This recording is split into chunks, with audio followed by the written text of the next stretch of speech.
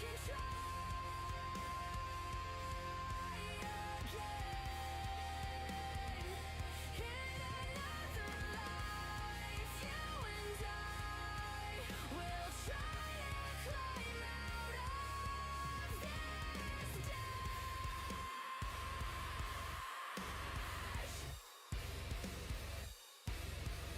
I close my eyes. I close my eyes. It's a cycle.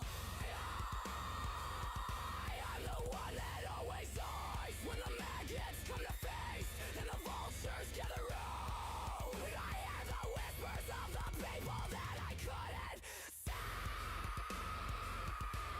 Say, not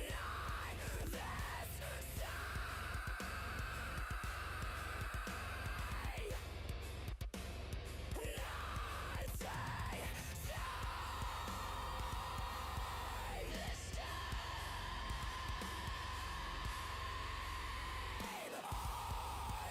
I won't die. I can say it now. You and I will make it out. It will be okay. We can try again. In another life, you and I will try to climb out of this ditch.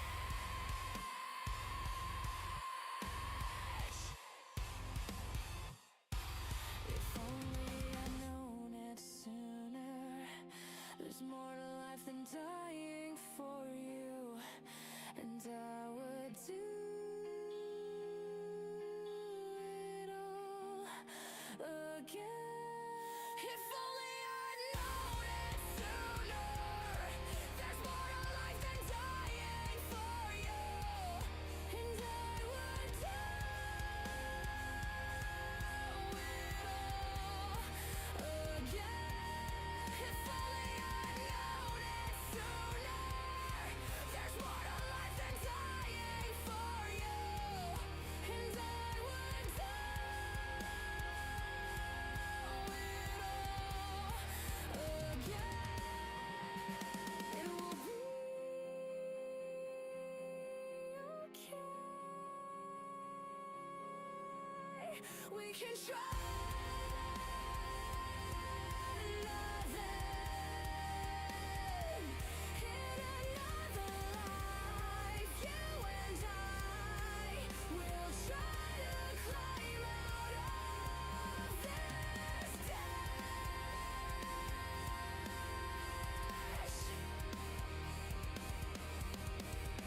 It will be okay.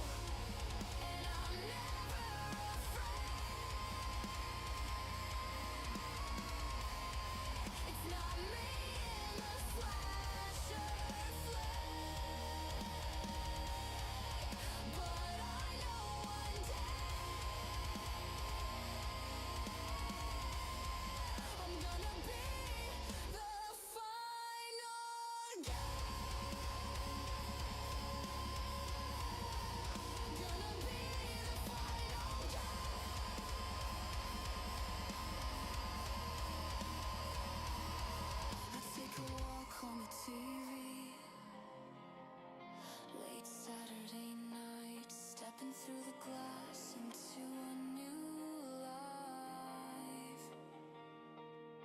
'Cause it's me and the slasher flame. Yeah, it's me and the slasher flame. Yeah, it's me and the slasher flame. And I'm gonna be the final girl. Gonna be the final girl. Gonna be the final girl. Gonna be the final girl.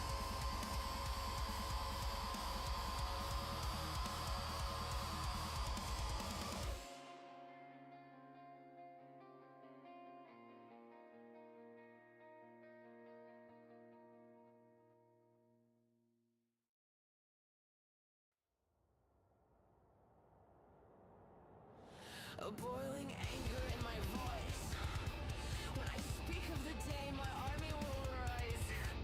Creeps, ghouls, liches and fiends, clawing out from the digital crypt we built.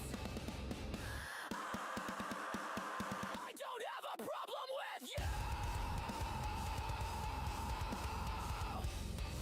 but if you can't handle dark humor, then get the fuck out of my chat!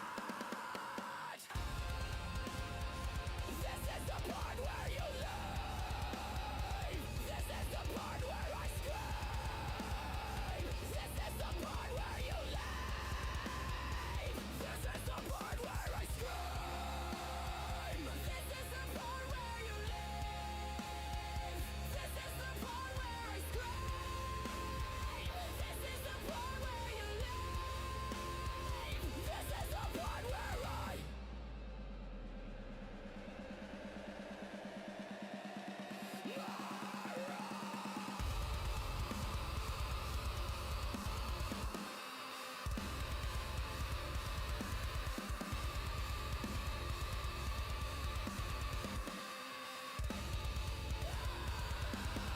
They throw dice like bones in a grave. Love through blood, we're not here to behave. Streaming live from the pit below, where every troll gets a front row show. Creep by creep, we conquer fate. We don't ask for space, we take what bleeds.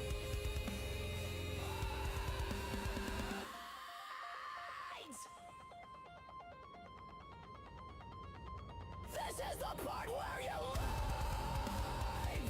This is the part where I scream. This is the part where you leave. This is the part where I...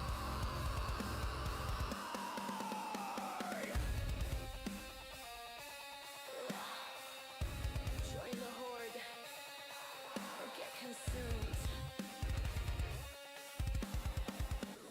Corpse talk's not a safe room!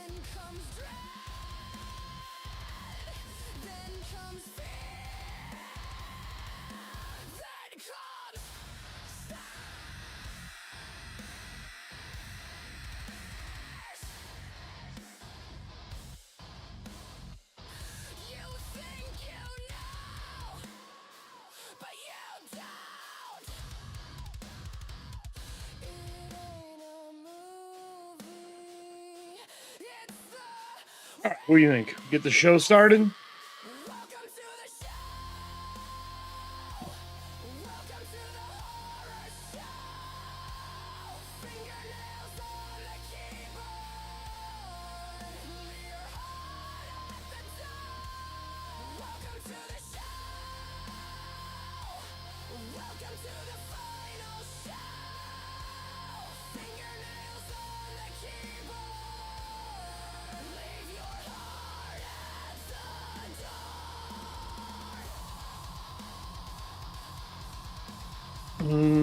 Coffee.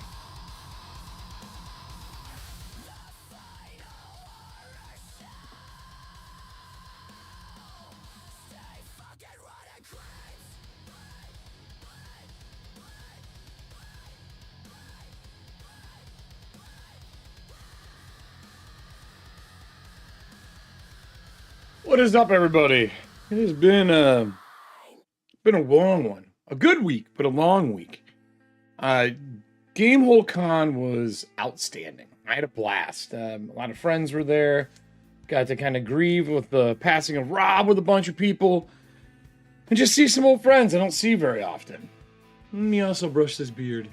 Feel like I'm a little... Skulls only yell.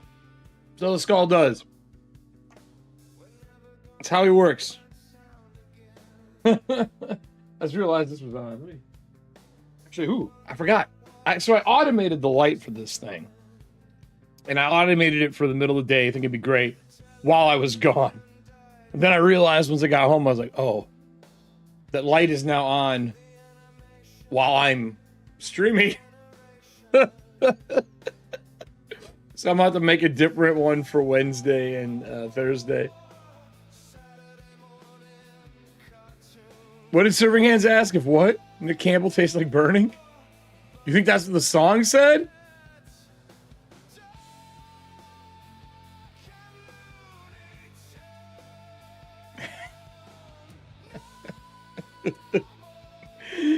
It doesn't say that. What song was that? Was that Wounds? I think that was Wounds from Corpse Mother.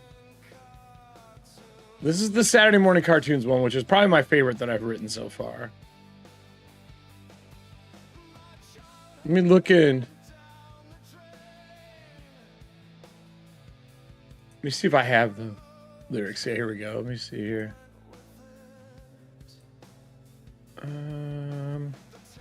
Nothing about Nick in it. This was Wounds was about the pit. Climbing out of the pit for what was it called? For the ditch that we were doing for our corpse Headless Nights. It was from the Headless Nights show. That's what it was from. No Nick mentioned in it anywhere. I promise you that. I mean, the lyrics here, I can copy and paste the lyrics in Discord for you. I'll put it in memes and media real quick, just so people can see it. This is the Wounds lyrics. Well, this is just written about the adventure that we had built. It's over in Discord for anyone who's interested in seeing it in the memes and media section. We got to talk about a bunch of stuff. We haven't had a Corpse Talk since I redid things, changed a bunch of stuff in Corpse or in Discord. We haven't talked about Magic and Monsters and what's going on since we've had officially 2 shows now with tech issues, which I am fucking annoyed by. I shouldn't be having any tech issues. This is the same actual clicky set, like overlay set as framework as I've used for every other show. And the only thing that it could be is there's an update hidden somewhere within OBS that's causing Chrome to freak out. Because we're running less windows, like actual Chrome windows during this show than normal. So I don't know what could be causing that problem. So I got to dig through that tonight, tomorrow. During these solo shows, they're fine. It's obviously something to do with Chrome and the amount of work that it's doing that we're getting some form of lag and crush down, because there's more animated things on this overlay set than there is on Magic and Monsters. The only overlay part on Magic and Monsters is the background in the start, and everything else is static. As I knew we were going to have 4 people on. And we shouldn't be having any problems with it. Not with a new PC, not with the new updates, none of that stuff. So I don't know what the fuck's causing it, but it's very aggravating. I can fucking tell you that. But we have a list of stuff to go over today. I got some news, actually a decent amount of news compared to normal. I also have, I want to talk about GameholeCon, which I'm probably going to start with that. And then probably go into Magic and Monsters. So I kind of want to record a section for Magic and Monsters. No review today. I don't have a new product. I went through DriveThruRPG, and I didn't really see anything new that I was interested in reviewing. If anyone ever sees anything, they're like, oh, I want this reviewed, let me know. Or if you want to send a copy to me, let me know. I can get you the information for that. I'd be happy to review some stuff. I didn't see anything. Like, here, let's just look at the work page really quick. So this is the storefront for DriveThruRPG. And it is Mothership Month, but I didn't see anything, Nick. Did you see anything new?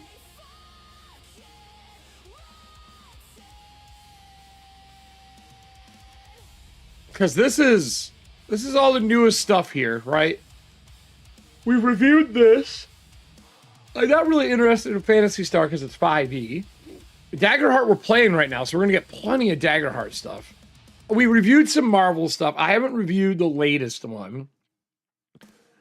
I didn't see anything here in Warhammer I'm really interested in. I'm not a big fan of Warhammer. I don't know what Household is. This one here I was kind of interested in. The Rift Breakers. It sounds, I mean, honestly, it sounds a little bit like Breachers. This sounds a little bit like Breachers. He's doing a very similar thing to me.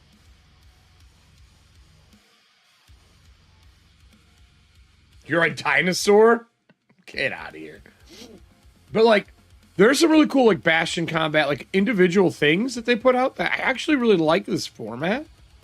I love that they're recommending that stuff. And I'm interested in looking at this book. But I was going to pick it up. The PDF is $20. $20 for this PDF. And no preview. I don't see a preview here. You're going to mark your PDF at $20. I feel like you should have a preview.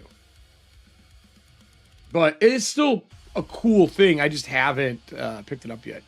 I will add it to my wish list, though. Right? I do want to review it. I miss Reiki, too. I've been thinking about what I want to do with our Play With series. There's a bunch of stuff that I'm interested in doing. This is one of our articles I'm going to be doing today.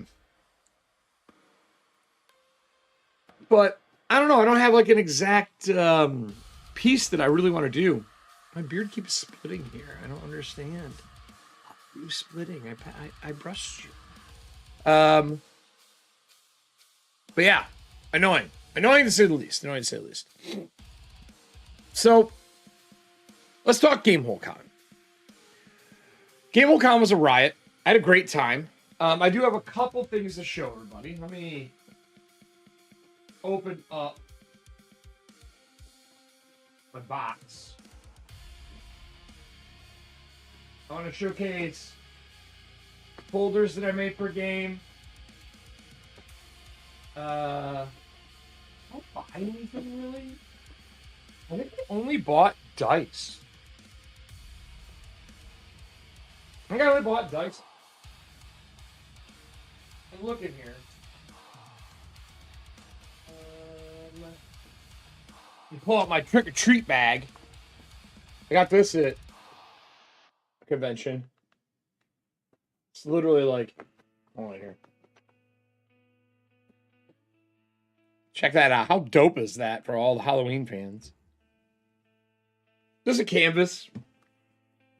I got it at, I think I got this at Gen Con.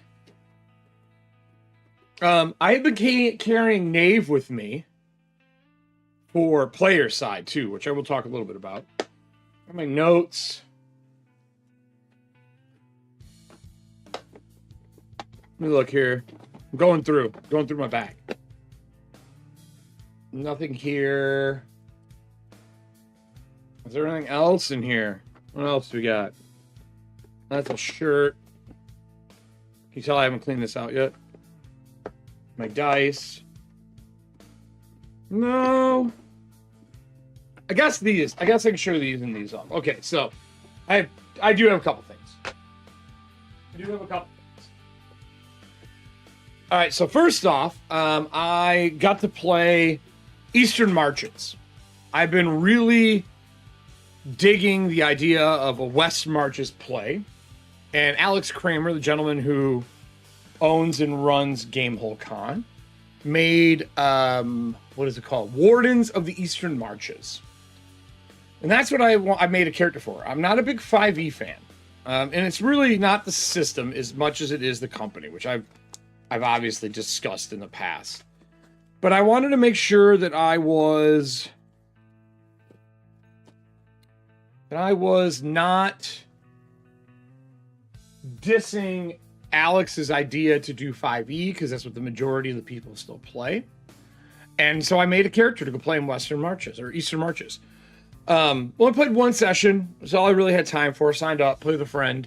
But I made us, because I wanted to make folders for somebody who's doing it. I found these on Amazon. They got a nice little like piece for your pen. I stickered them up. I think this whole thing cost me, to make two, and I have a third one left, probably $21. And most of it was buying the plastic sleeves. But it came with all of the extra folder pieces. So what you're seeing here is storage. So it's got regular storage, 3 card storages, a behind storage here.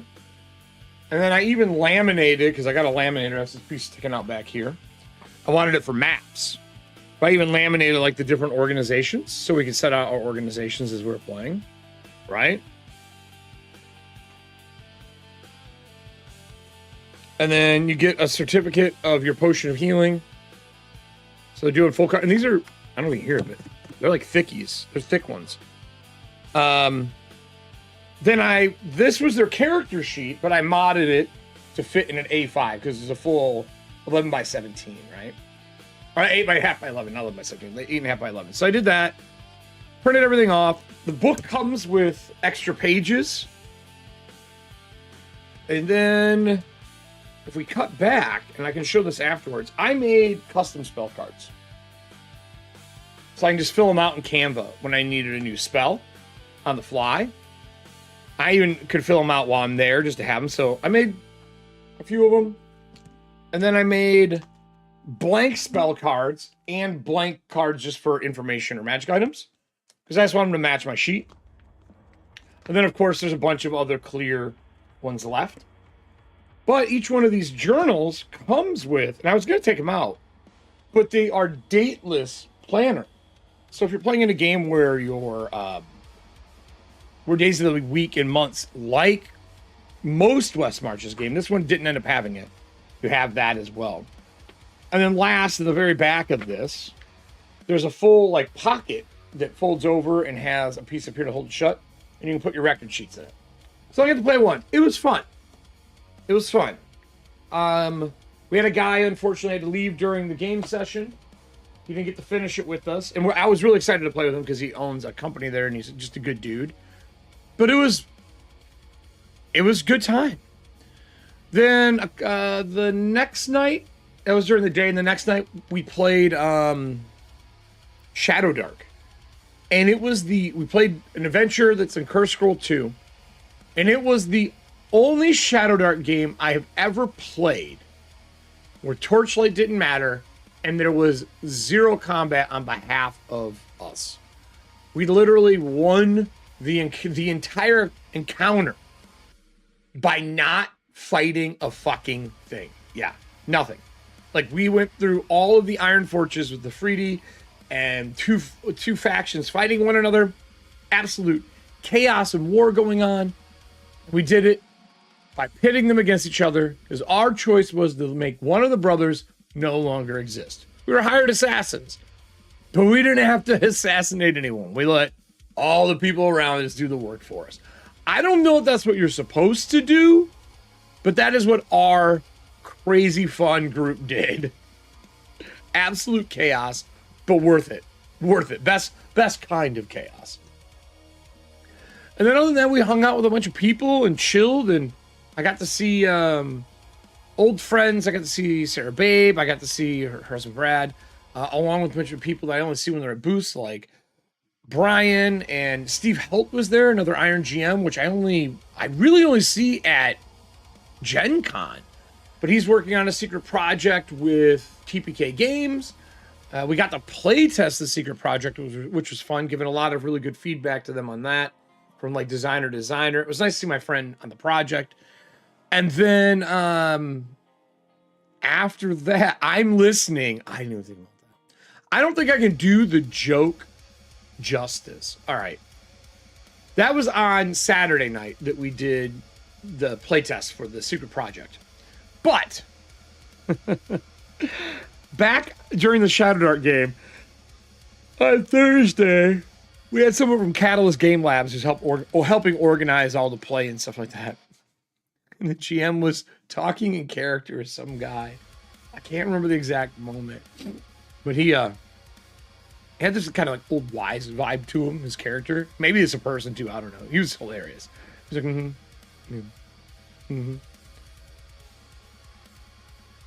I'm listening.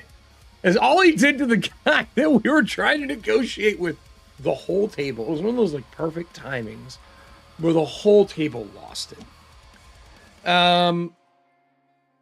We got to stay at the site we were at. Our place was pretty cool. We're at an old farmhouse. We got eggs from the farm. That was pretty cool. One thing that sucked is it was a drive. It was like a 20-minute drive, 20-minute drive every day. That part blows. I like to be adjacent to where I'm at, right? But then when people are staying with you, you're running them back and forth and stuff, or they can't be there for things easily by just waking up late and showing up. That sucks. But for Breachers, you'll remember that I got those dice with the skulls on them.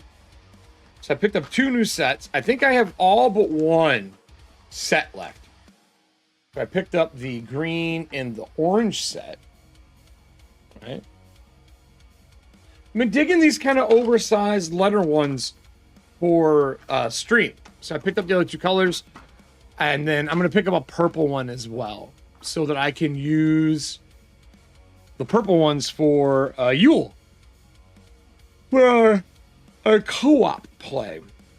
I didn't end up interviewing anyone. I was having too much fun. Every year you get a die. So this was the game hole die this year. Right? But Wardens of the Eastern Marches, I actually really like this die. Footprints and things all over it. This was for playing, we got an Eastern Marches die. They gave us a pin too for your organization you work for, so I grabbed that as well. Those just were given to us just for playing the first game. First game you play, you just get those, which was, I thought that was a really nice way to like invite people into playing the Eastern Marches and like, hey, do you want to be a part of what we're doing? Love that. It was a lot of fun. I feel that it was a really good. Yeah, I like the chunky. The chunky D20. I don't know, man. There's something about these big D20s. I've been digging these lately. I've got a couple of them. I got this. I have the Witcher chunky D6. And then I don't know where the other one is. I think it's in my DM box. But I have the excuse me, Beholder one as well. I've been digging these chunky ones as well. Can't agree more. Can't agree more. So that was pretty much Game of Worldcon in a nutshell. I just chilled and had fun, played games. I didn't run anything this year. I was going to run Breachers, but timing just did not lay out. All the work I did, unfortunately, did not lay out for me to be able to run because I didn't get scheduled time. So for GameHole or GaryCon, I'm going to schedule 3 sessions, I think, and not sign up for any games. I'm just going to run 3 times. Hey Ben, what's up? Yeah, Chunky Dice. Yeah, did you get one of these? Did you end up playing anything? I missed you on Thursday. Timing just did not happen. They're really cool.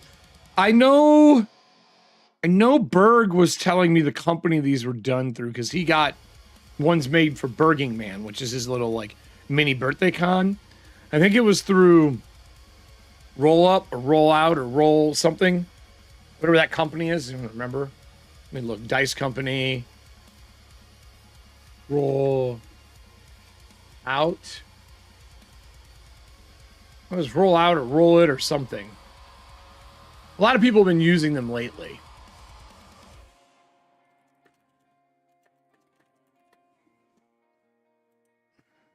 It's not Roll for Initiative. Maybe it is. Maybe it is Roll for Initiative. It is Roll for Initiative, I think. I think that's the game company. I think it's this group. I could be wrong. I think it's them. I'm going to ask Brian again, though. Yeah, but the metal ones destroy everything. That's why I usually don't roll them for that kind of stuff. You know what I mean? But yeah, I'm pretty sure it's this company. They have like bulky D20s and stuff like that. I think it's them. I was them or Roll for It. I was Roll for It. Maybe it's Roll for It or Roll for Initiative. Yeah. Super cool. I didn't pick anything else up, though. This was a pretty light purchase con for me. Pretty light purchase con.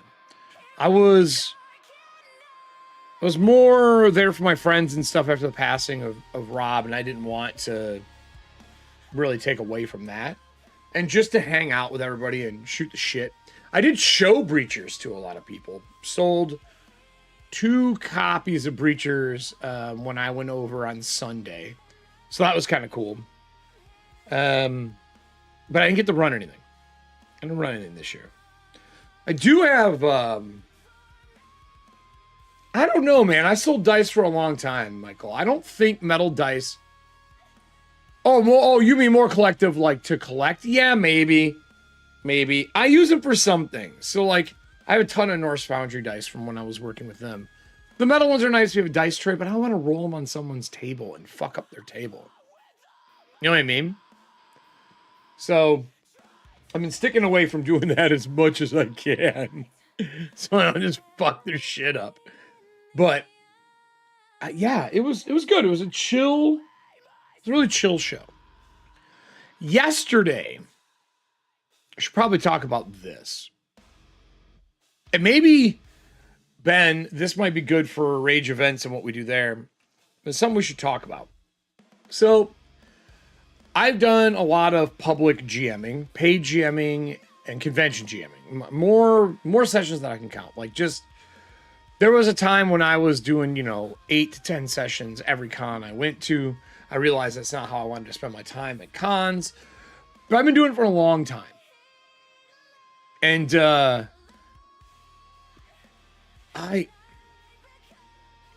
we have had during Iron GM, under the pressure of the competition, we've had GMs bounce. Like, where they're like, I can't do this. I just can't do it. And they leave. At Gen Con one year, we were playing Pathfinder Society when it first came out. And it was a good group of friends that we've all been playing together for a long time. This is back when my crew would go to Gen Con most years, until it got as expensive as it is, where people are like, it's just not worth it anymore. And we would play together. And we had a GM there. I had lost my voice at Iron GM, so I could talk, but very little. And he was one of the worst GMs we've ever had, where he was forcing players to take actions they didn't want to do. Like, no. You're going to go in the room. No, we're going to bypass this room. We know that way's the way out. No. And he wanted them to experience every single room and every single element. And we go into that room. And he's like, there's steam coming out of the wall. I was like, well, let's get distance. Let's get some distance. And with that distance, we can pop the wall. No. You walk up and you hit it with your hammer and steam, the smoke billows out. And everyone make me well, back then it wasn't make me fortitude saves. And like shit like that, where he was forcing actions on people. Didn't go well. That guy stuck it up. Yesterday, I played at a game. And it was a paid session. And I was there to play as a GM.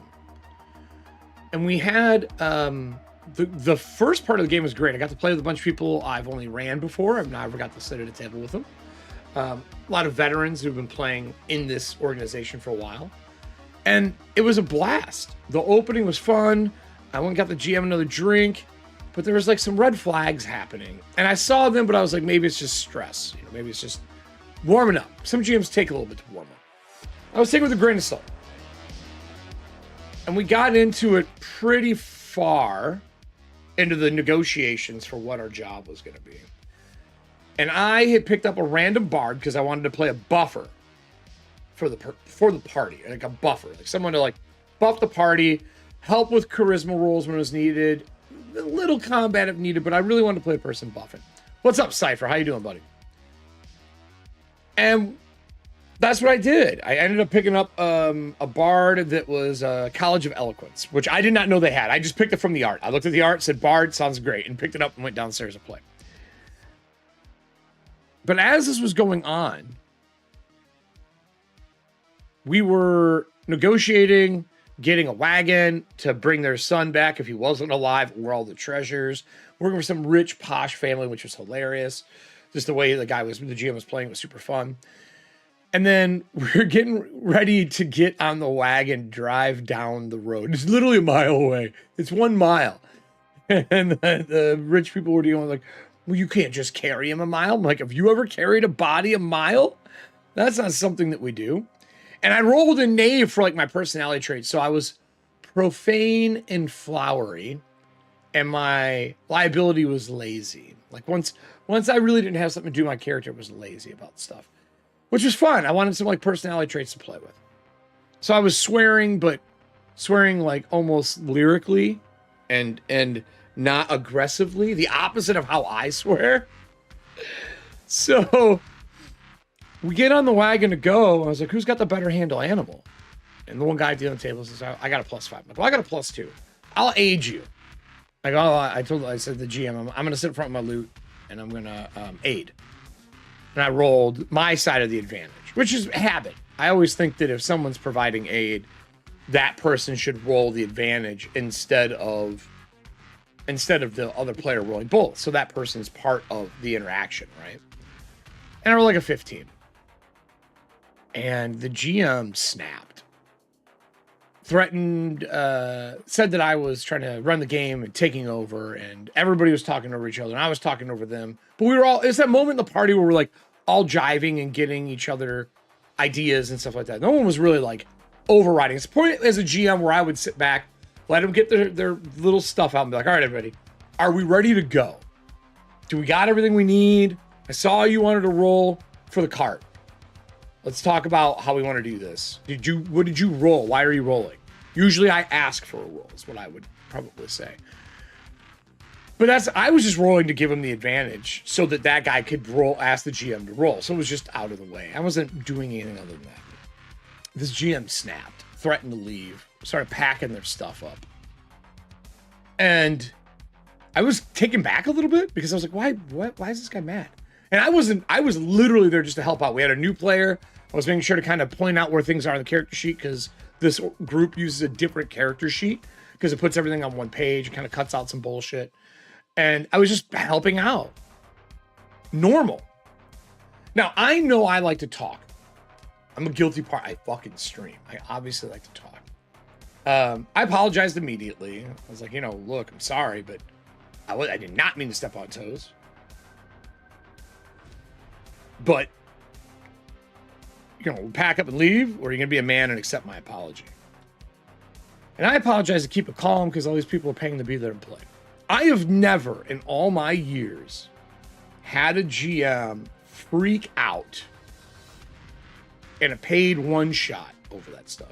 Now, I've had personal experiences at my home game after years and years and years of playing with each other, have something happen where I was mad and I was like, we're done. We're not gaming together anymore. And I got rid of the group for a while just because things built up and it was bad. But that was with friends and a home group who were countless sessions, right? Where someone snapped at the table and I was like, I'm not putting up with this anymore. Like, was yelling. And we're all still friends for a mode of clarity. But I've never had at a paid session or at a convention where a GM just freaks the fuck out, starts packing his stuff up like a toddler, and tries to leave. And I like this person.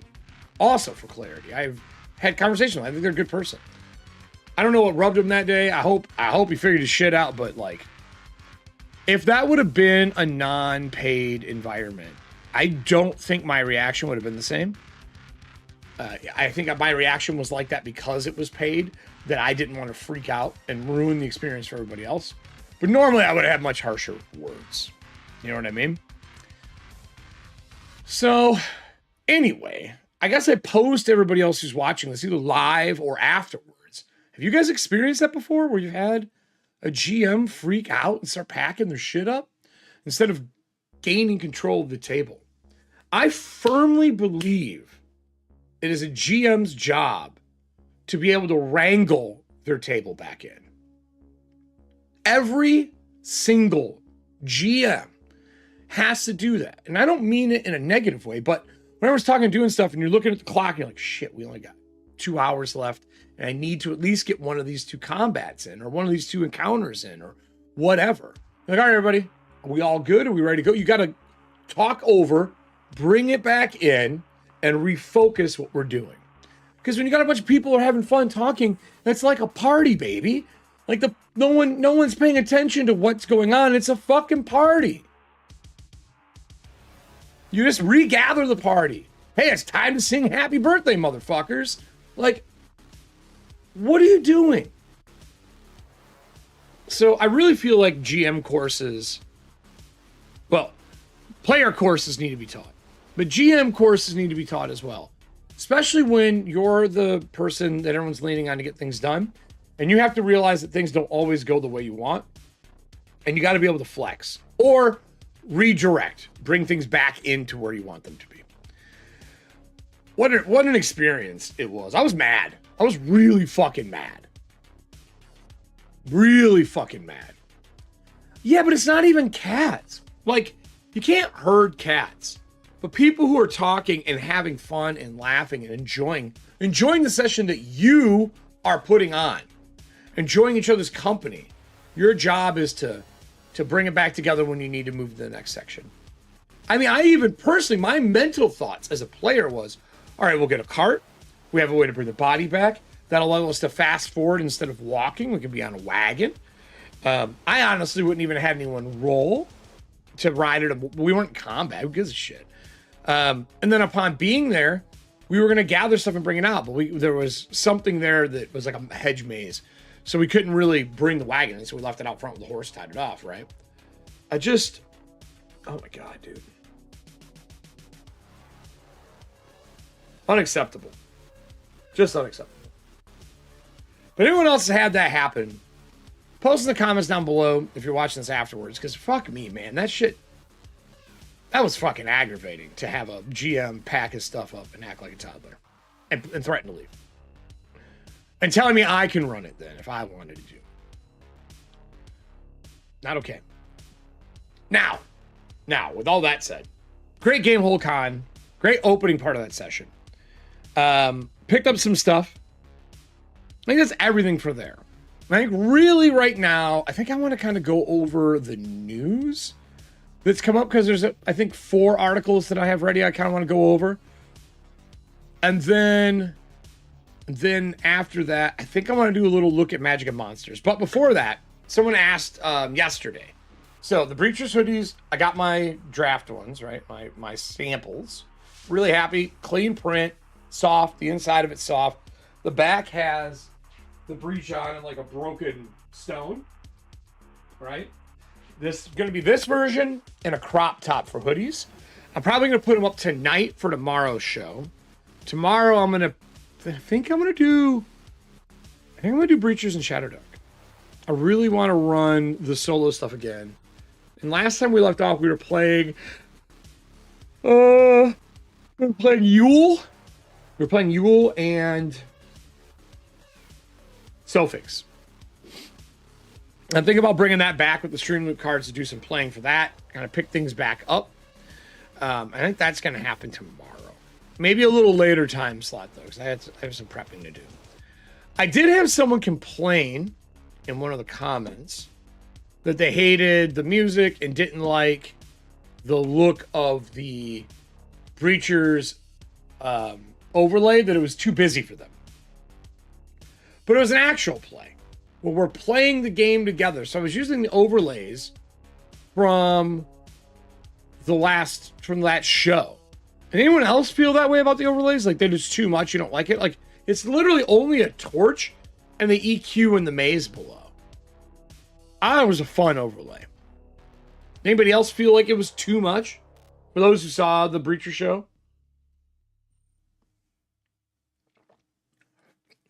I was kind of pissed. I was like, what? What are you talking about right now? Here, let me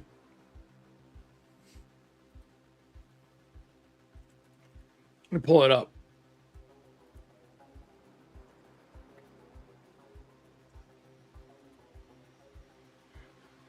If I like boring elements just be a CR. Maybe. But like, I'm gonna mute this.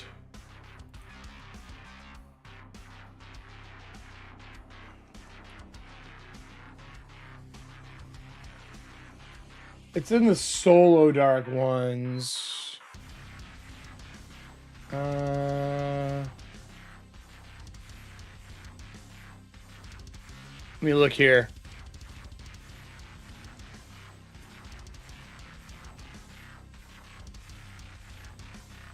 Nope, I have no problem, and I have. Okay, yeah, I thought it's still a really clean overlay. I mean, this is obviously a super clean overlay, because this is set up for, like, clipping things, you know, like clipping and making sure that I can get access to everything. But, like, here, let's go to the work page. I'll show you what I mean.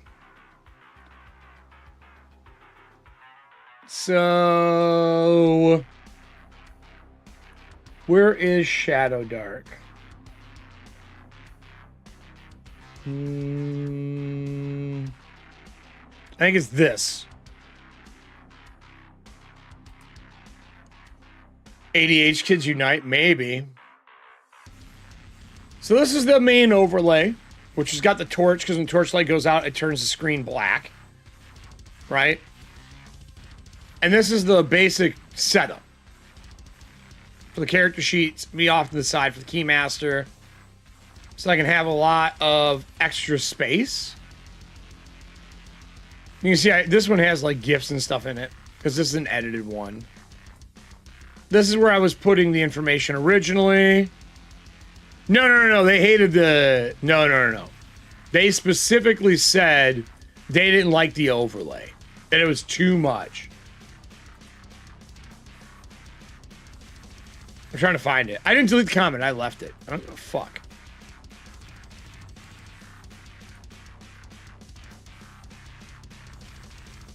And I've been editing and putting them together, and I realized I just didn't need to edit them anymore, right? There was no reason for it. Yeah, nothing there. There's one dude was pissed. And this is the overlay in the beginning, the timer, right? Like, I didn't chop this one at all. This is just playing. But then we switched to this format, which I think this format's perfect. It's me off to the side, and it's got the top-down camera for when it's needed. So they were butthurt about it. Like, fuck off. I don't have a problem. I think it looks good. I'm gonna run it anyway.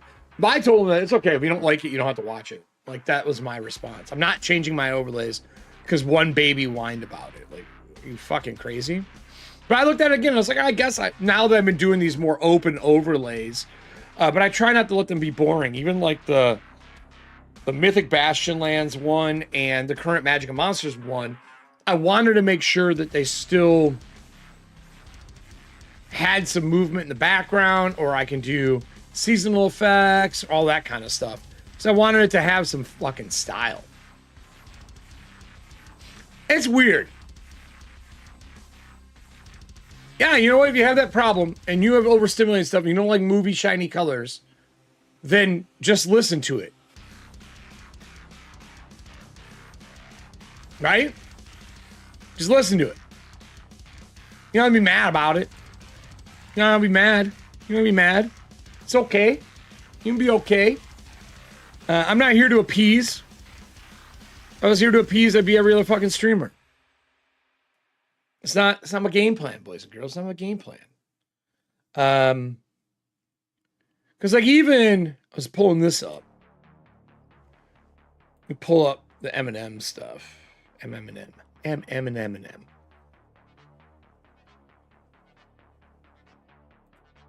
This is how this is laid out.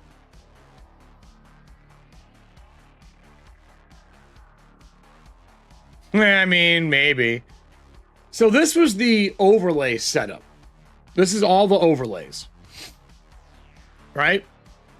Background, 2cam, setup for the 4. This is a representation of where the cards will be. A solo cam. Actually, these are the frames for all of these. Then we have this cam frame, which I haven't showed off on the show yet. And we have this one, which I've not done on the show yet, but it's coming up. Because I can get this... It'll replace me with a map. And then the map frame. And then the names, right? And even the logo is like an old school 80s metalish feel to it. I don't know, man. As evidenced by D&D's donut cozy motif lately, definitely not for my horror preference. But I love horror.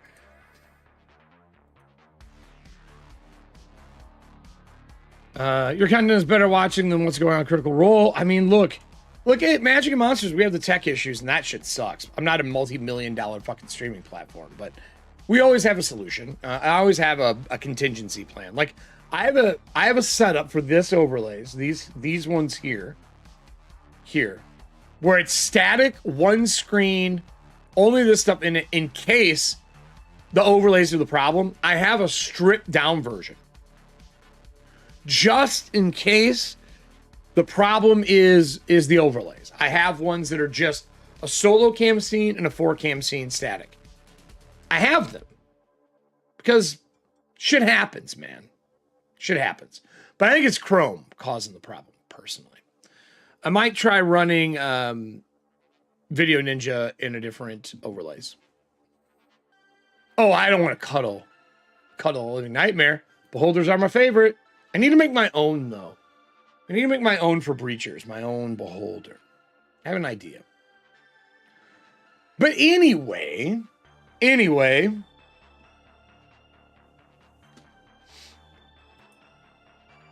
let's talk, we're going to talk news. We're going to talk news. So, how do I want to do this today? I think I'm going to start with this. I think this is the most important one. I think news is a requirement right now. I'm going to slide this over so I can see it a little better. I bit my tongue on this side the other day, and it hurts like a motherfucker when I talk. Let me tell you what. It is not fun. Not fun at all.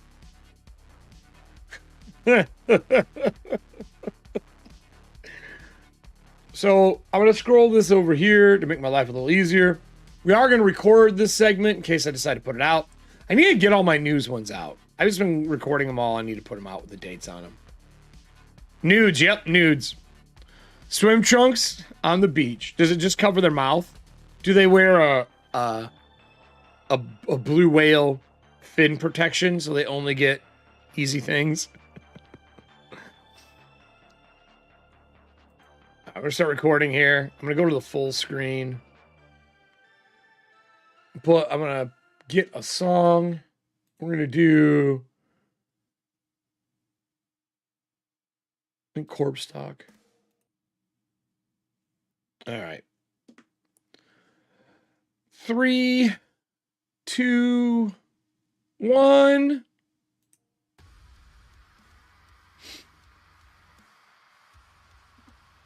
Hey everybody, it's October 22nd. That's it. We're almost through spooky month, but don't worry, I'll be spooky all the way through Christmas. I do not care about a Christmas tree without skeletons on it.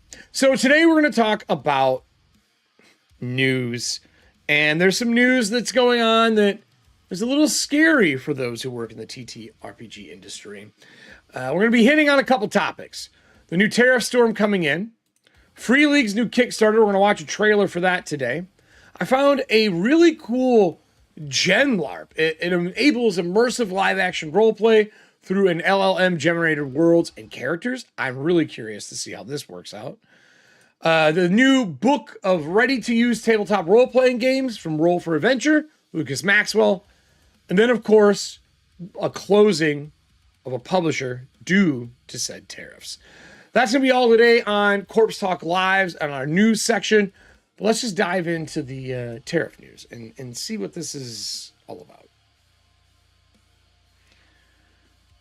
Well, I'm going to need coffee for this one. This coffee should have whiskey in it. Look, publishing is hard. Publishing is hard. Publishing on a large scale is harder. Publishing with international shipping is really hard. Maybe the hardest. But having to just get your shit back to your warehouses to actually ship them out is now the fucking ultimate boss. We have been dealing with tariff stuff forever. We all know what it's from. We know the pumpkin involved. I do not do politics or religion here on the channel. But we are going to talk about how the tariff shit is fucking everybody over. So, further changes, the U.S. tariff infrastructure is sending international tabletop game marketers scrambling to respond, with some choosing to simply halt all sales until further notice. That's right, everybody. Some of the physical games that you want, you live here, not happening anymore. Not until the shit fixes. Small press publishers and designers such as Games Omnivorous and By Odin's Beard preemptively closed their web stores to U.S. orders, while other larger outfits are landing on limited distribution and printing capacity within the country. An already frustrating situation for all but the latest players in the tabletop industry have adopted another layer of complexity. The Orange Pumpkin administration announced July that it planned to remove the de minimis exemption from the U.S. Customs border, protecting CBP agency rules, which previously allowed parcels valued under $800 to bypass tariffs, largely because the administrative effort was not worth it. As of August 29th, the day this article was initially published, that plan to take effort and put sellers, publishers, global logistics, and international postal services and couriers in a reactionary position. 1 week later, dozens of countries, including Australia, the UK, France, Japan, India, Germany, South Korea, Italy, and Singapore, announced that they would suspend at least some of their parcel shipping services to the US.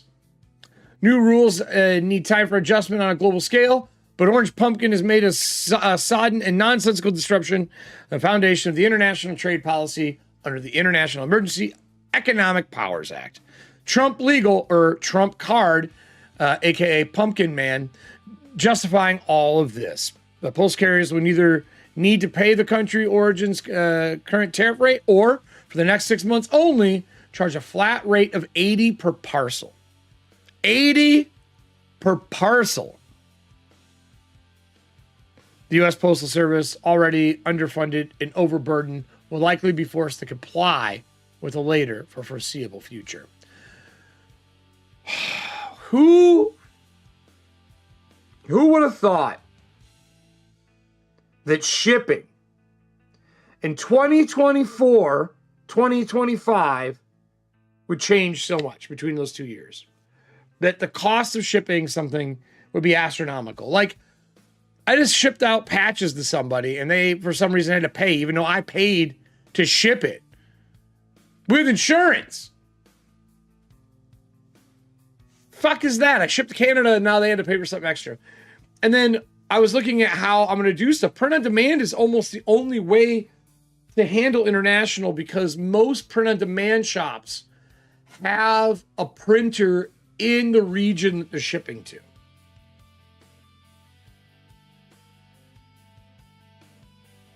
Shit's wild, everybody. Shit's wild. Be due diligent. Make sure that you are looking at things that are changing and do your job to make sure they don't change against your will. That's all I can really say about that without getting spicier. There's extra stuff in here, but you can see the ads of what these people are talking about on Rascal News. But U.S. shipping is temporarily paused by Odin's Beard. There's more to this article. I will post it down below for those who want to look into this. I'm a big fan of what Rascal's been doing overall. A lot of the articles here are written really well. This is definitely a good one from Chase Carter from August 29th. I wanted to bring this up because I didn't talk about it when I got back from Gen Con. While some of this has changed, we just keep seeing them flux, and it's just becoming harder and harder. But that's not as bad as this. Because of all this stuff, we have one close. Spirit Island, publisher Greater Than Games, suspends operation due to pumpkin tariffs. Another horrible one that happened. This is back in April. This is just one example in April of a group closing. And we've seen more and more companies close afterwards. So support your gaming groups, man. Support your gaming companies you like. Buy their products when you can. When you're at a convention right now, honestly, we used to be able to go, I can order it online. When you're at a convention now, pick that fucking thing up. I was trying to get Fabula Ultima. I didn't realize they're A5s, by the way, which made me really happy. They were at GameholeCon. By the time I realized they were there on Sunday, they had sold their core book. Because I wanted to pick up the bundle pack. So I'm going to see if they're going to have shipping in the US again so I can pick up a bundle version. But this is just another example of one suspending and closing shit that they're doing. I've seen this numerous times. Small companies that are trying to make it are not right now. And it hasn't gotten better. It hasn't gotten better. We're just, the small guys are stepping stones right now. It sucks. There is some good out there. There is some good. Okay, everybody. It doesn't have to be all sour. I'm going to mute the music for this next one. As we go over to Free League Publishing is announcing Dragonbane Trudvang from award-winning tabletop RPG. I didn't know about this until this afternoon. October 20th, Free League Publishing has announced that Dragonbane Trudvang, a massive game world and setting from multiple award-winning Dragonbane fantasy tabletop role-playing game. Trudvang is a world shadowed woods and fathomless mist and dreadful beast, and unsung heroes of wrathful gods and endless mercy. Deeply original, but with strong roots in Nordic mythology. I didn't know that this was happening. This reminds me a little bit of... what's the other Free League product that has all of the forests and woods and stuff in it? Does anyone remember? I'm going to open it up on YouTube here and watch it as a group.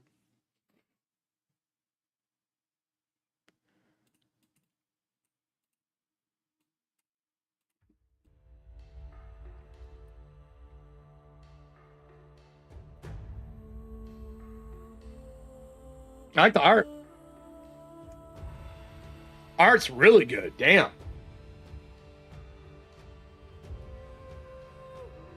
That's it, Nick. That's right. Symborum. Thank you. That's what I was thinking of. It reminds me a little bit of Symborum. I don't think that's going to be it, but... I've never heard of this. Oh my God, this art is so gorgeous.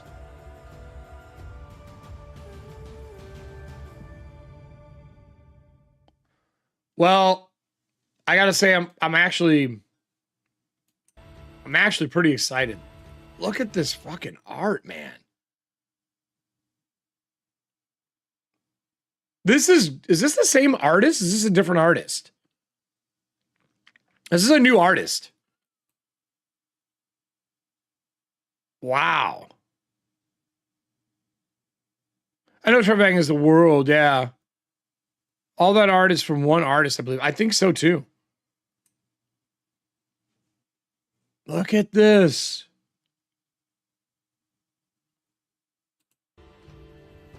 That is fucking gorgeous. I like the logo too. Custom font. It's got some style to it. The dragons or monsters at the end. This is good. When are we getting this Kickstarter?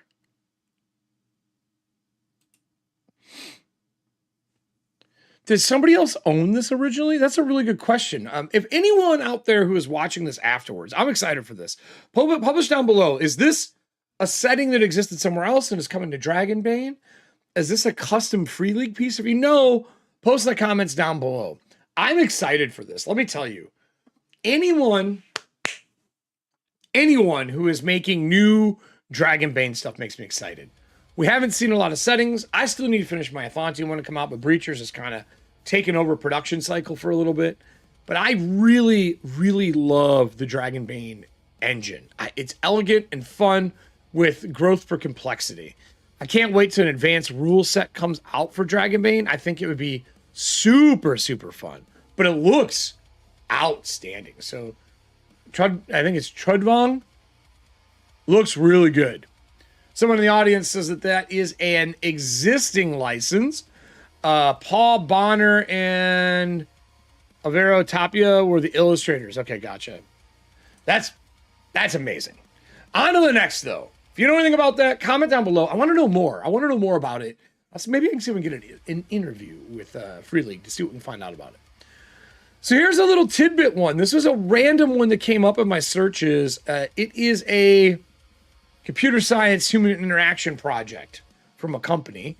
It is very simple. There's nothing special about it. You can donate, but it has bibliography and citation tools and code media and all this stuff. But it's different here, everyone. It's different. So I'm gonna zoom in so you can see it a little better. We introduced Gen LARP, a virtual reality VR system that transforms personalized stories into immersive live-action role-playing experiences. LARP. Gen LARP enables users to act as both creators and players, allowing them to design their characters based on descriptions and live in the story world. Generative AI and agents powered by large language models enrich these experiences. I know a lot of people have a problem with AI. Close your ears for a minute then. I love the idea of you being able to make characters and be involved in a live action role play. It is so hard to get in a LARP anymore, and it's costly. But if this works with like some form of VR model, I really want to know more about how this works. But it has already made demos, related papers, influence of florals, core recommender and what's going on, and then the lab experiment projects for what they're doing. I bumped into this randomly, and it's through Cornell University. VR LARPing, yeah. I will put a link in chat as well for those who are here for live. I'll also put a link down below for anyone who's interested in looking into this more. I've now looked at it. I'm only bringing it up because I want to know if anybody else has seen this. This seems wild. Wild. And they have a bunch of stuff in here. All the collaborators and everything else. I don't know if it's in function. I don't know if it works yet. I don't know anything. But I figured some of you out there might be interested in looking into it and finding out more. Last thing in the news for this 22nd of October. The book of ready-to-use tabletop role-playing games, Roll for Adventure. So Chicago, from Lucas Maxwell, best-selling author of Let's Roll, a guide to setting up tabletop role-playing games in your school or public library, comes an all-new book engaging TTRPG programs. Published by Facet Publishing and available through the ALA store. Roll for Adventure, tabletop role-playing adventures for your school or public library. Look, there's a lot of people who have been going back and running things at their public library.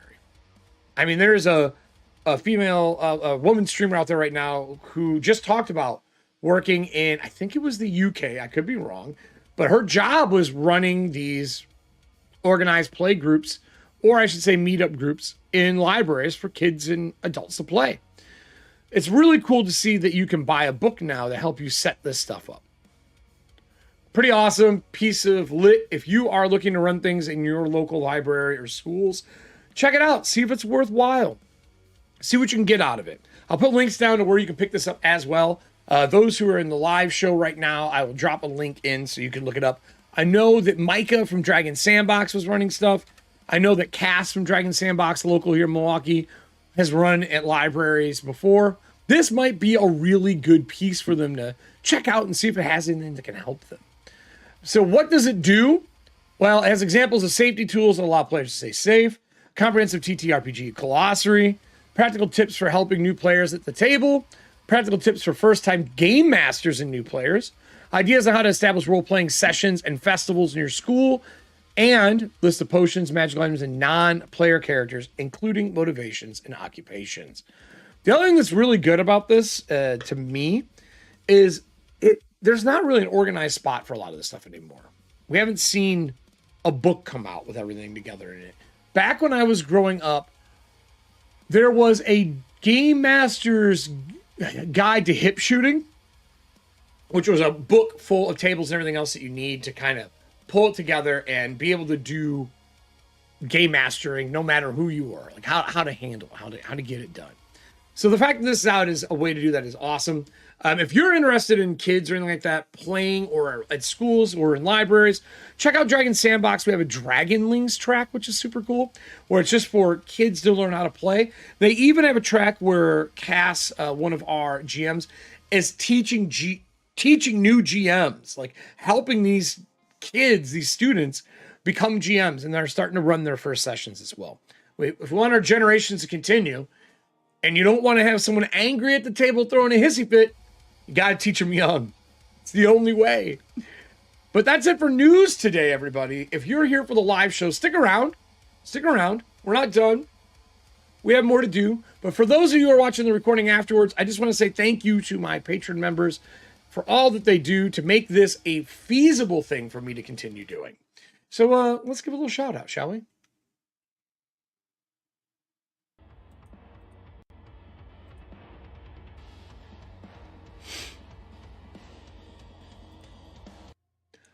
Over here on this side, you can see a list of names go by. I can't thank these people enough for giving me the ability to do this as my job.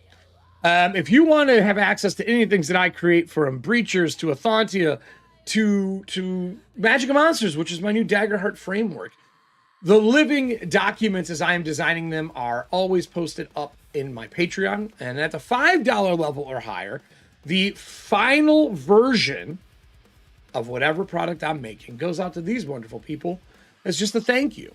You want to be part of it and play test and see what's going on, join that Patreon. And even at the $1 level, you get access to the living documents. But at that $5, you'll get the final PDFs, such as Breachers, the Cartographer, and the Berserker, which are currently out and in the wild. For everybody here who's doing a live show, stick around. We're going to go over to work on some Magic of Monsters. To the rest of you who are watching this as a recording, stay fucking rotten. Don't freak out as a GM.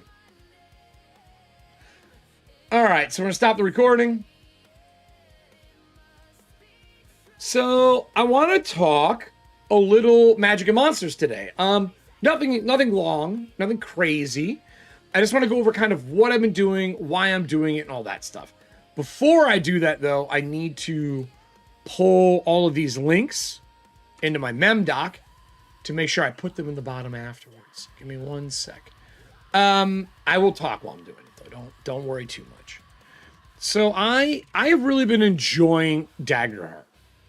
I know Nick has got some problems with the system. I have some too. I have some problems too. And my problems are probably not going to be the same ones that most people have. All right, Corpse Talk. The problems I have been having are more along the lines of why certain things are missing terminologies that would be marked and should be marked, but they're not. Like, it's ridiculous. And then the spotlight system, I love. I think the spotlight idea for like how to run your game is really fun. Like, I actually really enjoy it. But I am quickly realizing a lot of the GMs out there that were having problems running it with their parties are right. Party members have a hard time with the spotlight. They really, really, really do. I don't think it's a necessary, like, unfixable piece. I think it's because it's so new that they have a hard time. They have a hard time grokking it. So, a guy who's at Dragon Sandbox, he got to play with Chris Perkins. And not Chris Perkins, sorry, Jeremy Crawford. And Jeremy Crawford was running it very differently. He actually had a little stage up front that he would tell you to move your mini to after you did your spotlight, to make sure that everybody got a spotlight chance, right? What are you going to do? What are you going to do? What are you going to do? So everyone just moved their character up to the spotlight, or he might have been doing it even and moving him up. And that's a really cool idea for how to handle spotlighting. But the part about spotlighting that I like that becomes the problem is sometimes you want that person to spotlight more than once. Like, hi, Kelly just showed up. Man, it's like you fucking heard me. There is something with being able to go, no, go again, that is nice. But the people who are quiet don't ever speak up. And it can be a problem. And I didn't think with my current group that it would be a problem for the live show. But we have people learning the rules. And while people are learning rules, I find that that ends up being a part of the issue. Like if you grok the rules right away, you're fine with it. If you didn't grok the rules right away, you're not fine with it. And that's kind of what happened. Like as Diana's still learning the rules, but other people have played it a couple times, this becomes a problem. So I think it'll be okay. I'm not too worried about it. I do like his little stage piece. I was giving a little bit more of a free-for-all with the spotlighting, but I think anytime I go, I'm going to use my fear for two things now. I'm going to use my fear to let me take my actions, but I'm also going to use my fear so that when I am going to say the spotlight goes back to your side of the table, I am going to say who I'm putting the spotlight on when I go back, to make sure that it feels cinematic. And I'm going to treat the spotlight more like a director's spotlight than anything else. What was that, Kelly? Why know what? Why know what tag? I don't know what you're talking about.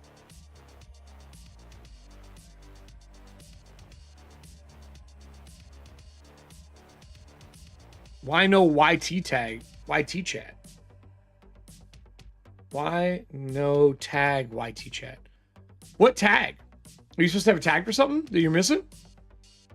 What's missing, Kelly?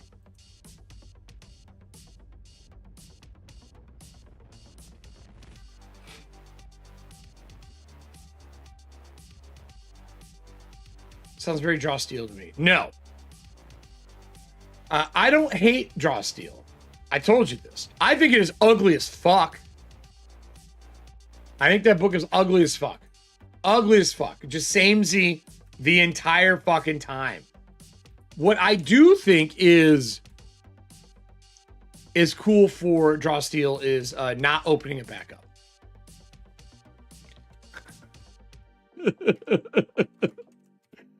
No, there is good stuff in it. I'm just never going to run it. It's definitely not for me right now. But the spotlighting thing was a problem. I noticed it really during the second episode when we were in combat. That's like really when it hit for me. I was like, oh yeah, this could be a problem. But I know a solution for it already. I know how to run a game, and I will just call on people as needed to do it or not doing stuff. And I think the book even mentions that. It's just a really different... It's a really different style of initiative. But I have another problem. This one's a little more serious than that. So here, let me finish this last piece. So VR, what was it? VR LARP? That was our last article, correct? VR LARP? Yeah. All right. VR LARP's done. We got that done. I finished all the stuff that I need to do. So let me pull up some problems here. So running Daggerheart feels great. designing for Daggerheart feels really good. Being able to just make an ability and put it out is super fun. And do it quickly. Like, I had to alter some stuff after session 0, and it was easy. The combat from my side, looking at the players seem to be able to do a lot. Like, I feel like, Kelly, you were there. Do you feel like you had a lot of options? Did you feel like combat was smooth? That the damage was good? Because, like, I feel like it went pretty well. Like, the combat was really starting to click. And it just gelled.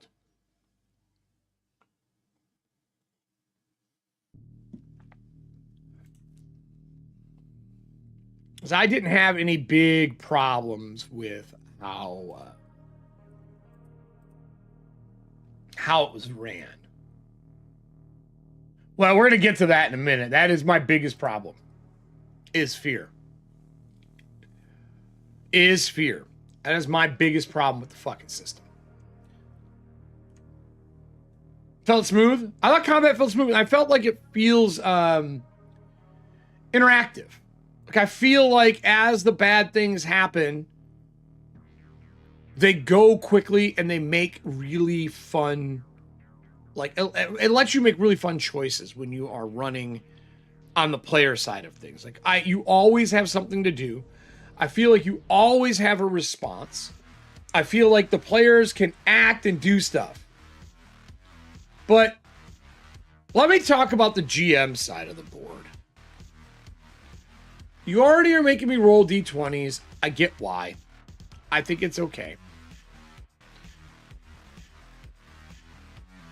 I spent most of the combat just thinking this is so one-sided and getting meh. Like, bad guys can't do shit. Yes! Yes. Nick, I kind of got to say, at a long combat, I felt that way. Here's my problem. Why in the fuck is more fear not being rolled? Like we had so many rolls that game, and it was just hope. But no fear. Like, I feel like I gotta put a fear generator on the board, or Streamloot cards are gonna have to give me fear. Because right now, I don't have any fear.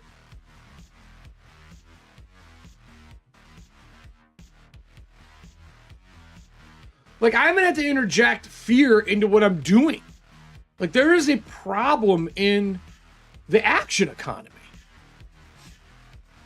Because if I can hold 12 fear, that means I get 12 actions. And some abilities cost 2 fear to activate. Most are 1. But how am I ever gonna get to do anything if I don't have fear? I feel like I do need a fear card. I really do. I really do. Like, even if it's limited.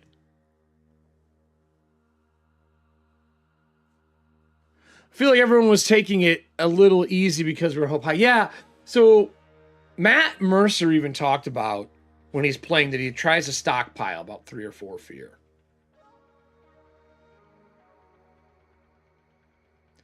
And he does it because it causes players to force fear. I know you would, Kelly. I know you would play some fear cards.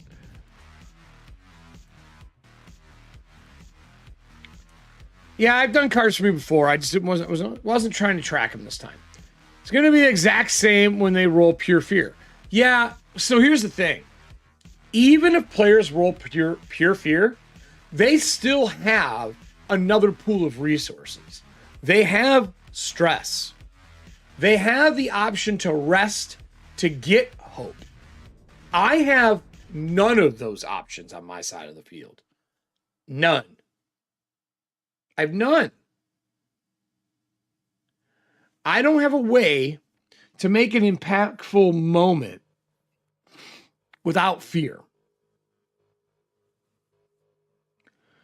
So, I have a solution. And it feels like, to me, that Daggerheart didn't learn from good old from good old Blaze in the Dark. I think I might institute the Devil's Bargain.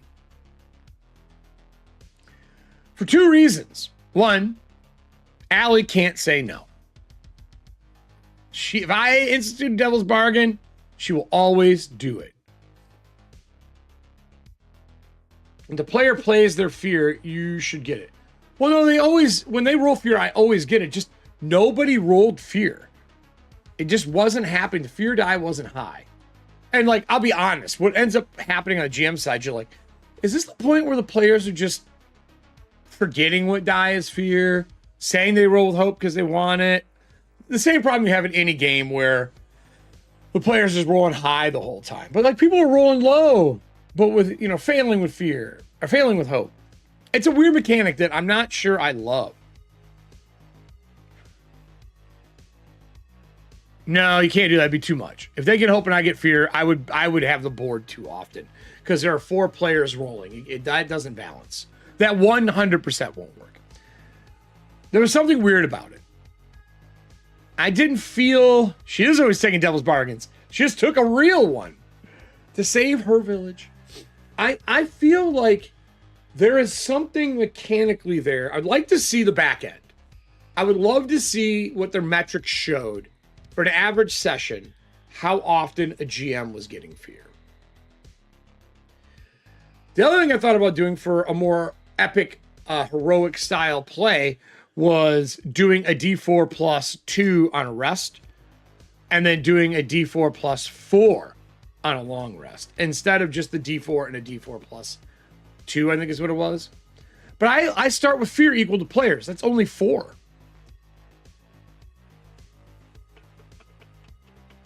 Now, at the same time, Diana's character almost died, or almost went down. And then Kelly wasn't hurt, but I think Allie's character was kind of hurt. So what I want to do today is I want to look at the monsters. Yeah, I thought about that too, but then I got to track that. You know what I mean? It's not fun to track that. It needs to be built in a little easier. So I want to look at the monsters in this game. And this is the other part of the book that I love and don't love. So let's go over to the workbook, the work table here. We pull up.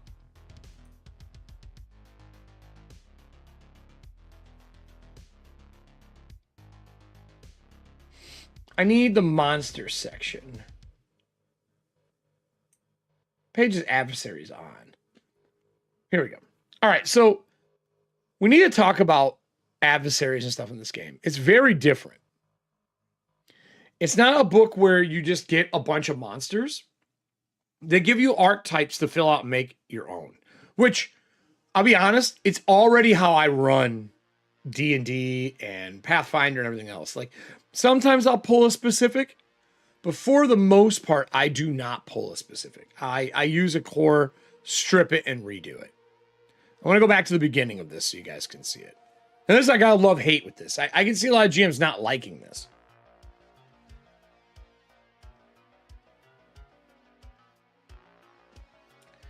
In our Shadowrun game, we never rolled D6s to see if we had an immediate encounter. When it's only players going, it feels stacked in favor. Yeah, so I can always have an encounter in Shadowdark. That's a different thing. If I have a place planned and there's just an encounter there, you don't have to roll. It's just ready to go. I can plan that stuff. I was testing balance when we were playing that. That was the whole point of that one, was testing balance. Some hexes in Breachers just have encounters. There's no way around them. Instead, I rolled distance. Which, that is something that I instituted. And it isn't taught. It should be taught. It's not taught. So, adversaries in this game is a little fucking different. Let me... Alright. Oh, a game hole. Yeah, that was a different thing in general. There was no D6s. That was a different thing. I forgot about that. So, there are categories of people. Of monsters, right? This got a little 4th edition-y vibe to me. But the monsters was the best part of 4th edition, right? So we're going to scroll up. We're going to scroll all the way up. All the way up. All right. So you get 3 times the number of PCs in combat plus 2. For example, if you have a party of 3 PCs, you have 11 battle points to spend. They basically give you points to spend to buy stuff. Then there's a modifier, and then there's spending them for what you get. Pack of minions, 1. Spend a point, 1. For a social or support adversary, 2 for a horde, range, or skulk, 3 for a leader, 4 for a bruiser, 5 for a solo. Really cool.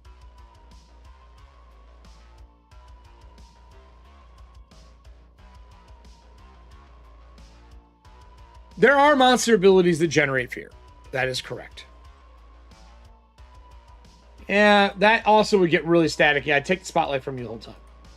This would work though, Kelly, if things cost like 2, 3, and 4, and you need the points. That makes sense. Well, you'll see what I'm talking about here.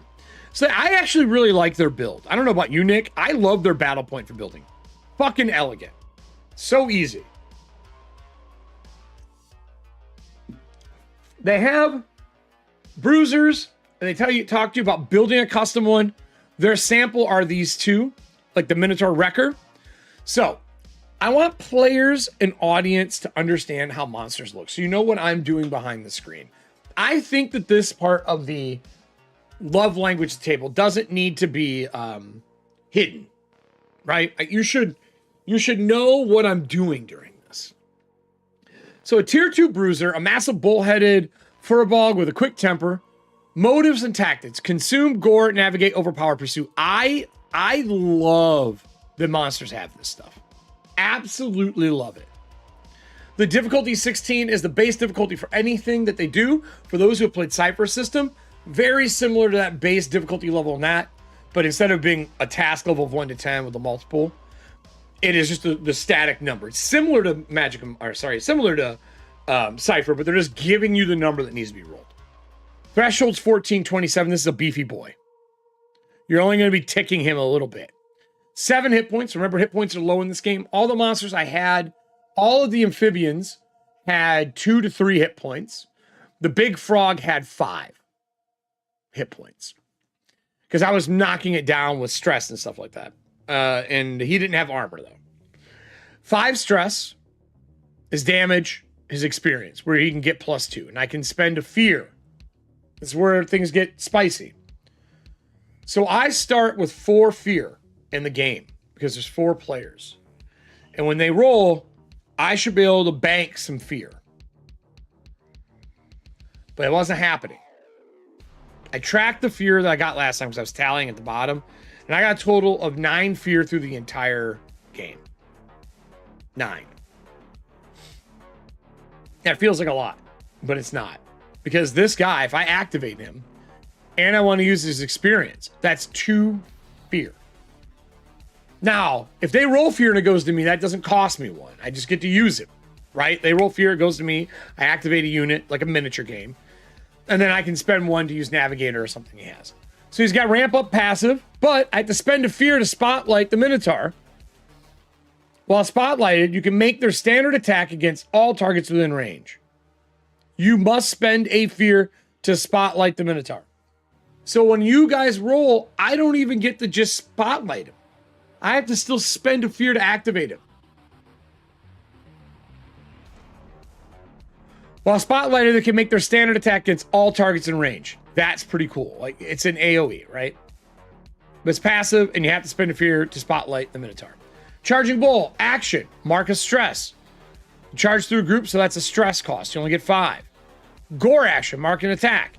So you can see, like, fear cost, just to activate him. So now look at the Dire White for a bruiser. He's a 15, 26, 42, big damage numbers, right? 8 HP, 4 stress, only a +2 to attack, which is ridiculous to me. There's a +2 to attack when I'm rolling a d20, but whatever.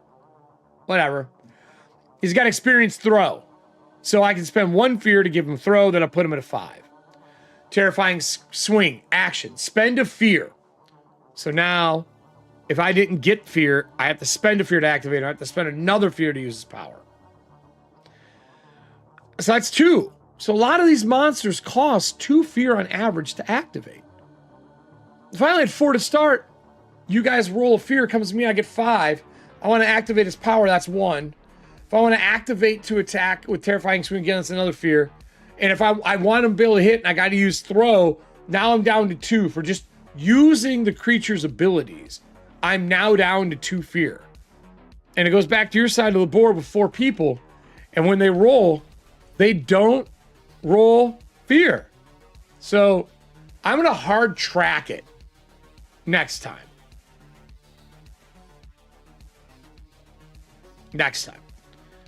I love their mechanics, though. The mechanics for the game are great. Like the Horde passive and stuff like that. Like the zombie pack, the miners, coming as miners. Like these are really fucking cool. So Horde X passive, when Horde has marked half or more of their HP, their standard attack deals X damage instead. So basically, the Horde mechanic, their damage dips as they take damage. So tier 1 Horde, 2 HP. A group of stumbling corpses instinctively moving together. Consume flesh, hunger, maul. Difficulty 8, very easy in them. They're dumb. 6-12, pretty easy to damage them. 6 HP, 3 stress, -1 attack, bite melee, 1d10 plus 4 physical. Horde passive. When the zombies are marked for half or more of their HP, their standard attack deals 1d4 plus 2 physical damage instead. So they do a d10 to start, but they go down to a d4 afterwards. Great mechanic. Really well done. Overwhelm. When the zombies mark HP from an attack within melee range, you can mark a stress to make a standard attack against that character. Fucking great feeling monster. If I swarm over you and I am devouring and I get somebody, I can mark one of the 3 stresses a frenzy and fucking overwhelm somebody and start eating them. Wonderful fucking rule. You can see they have hunger for gold. So like they get it. They get the breakdown. But the fear, man. Like this is what I wanted to get to. A leader. These are the big baddies, right? Big baddies. Head guard. Tier 1. Seasoned guard with mace, whistle, and bellowing voice. Motives and tactics. Arrest. Close gates. Pin down. Seek glory.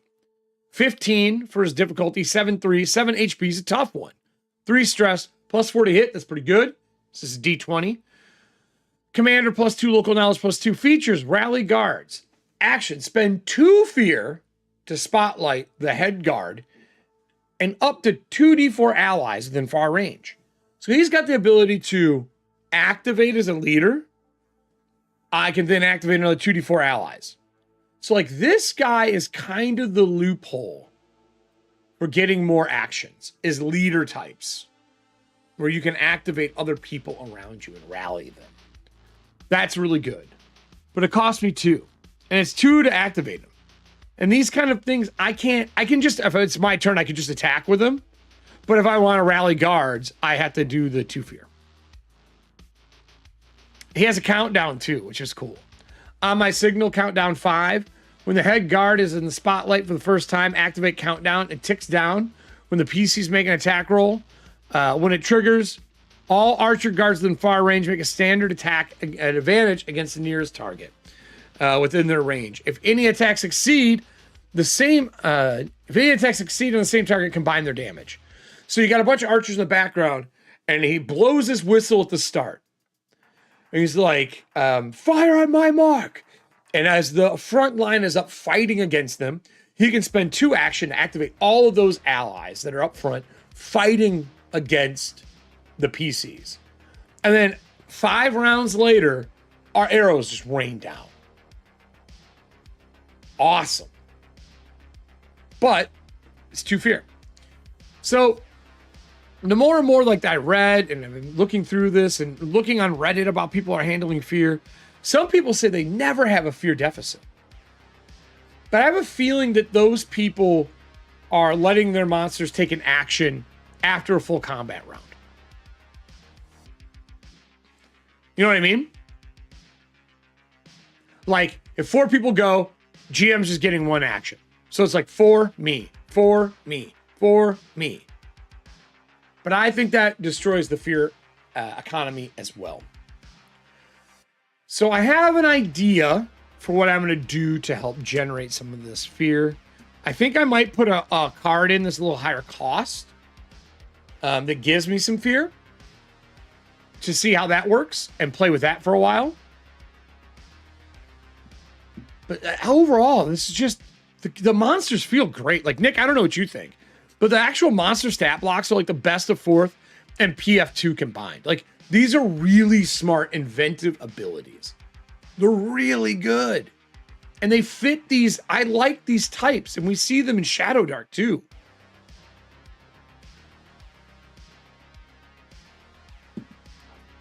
Just well done. Well done.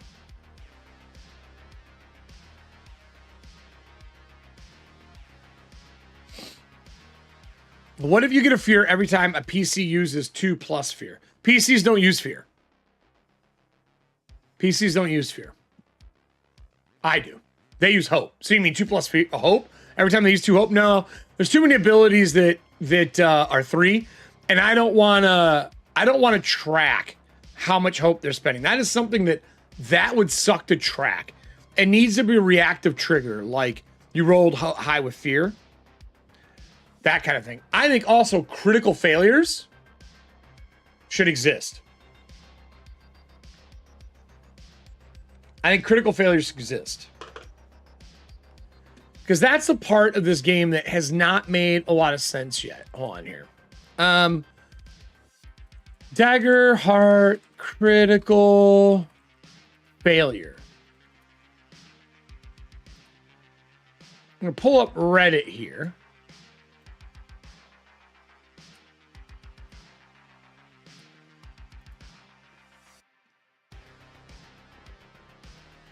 Yeah, I don't want to track that. I don't like that. It's too much work. Because I'm tracking 100 other things in the background. I don't want to add another spinning plate. You know what I'm saying?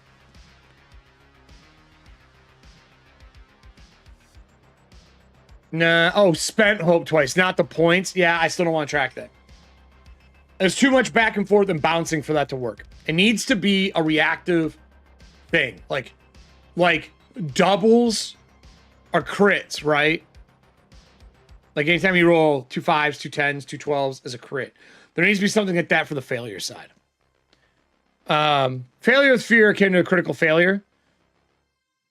A natural one is the most iconic natural. I think 2 natural ones should immediately give me a D4 fear. You know what I mean?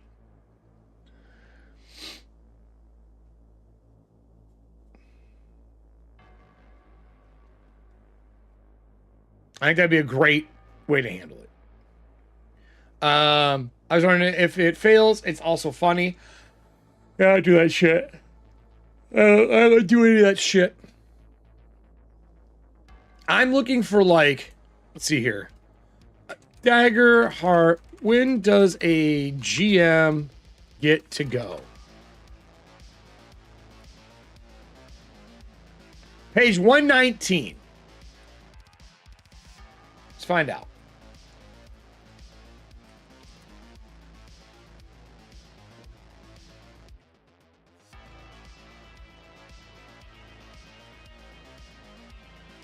All right. Gonna load. 119, they said.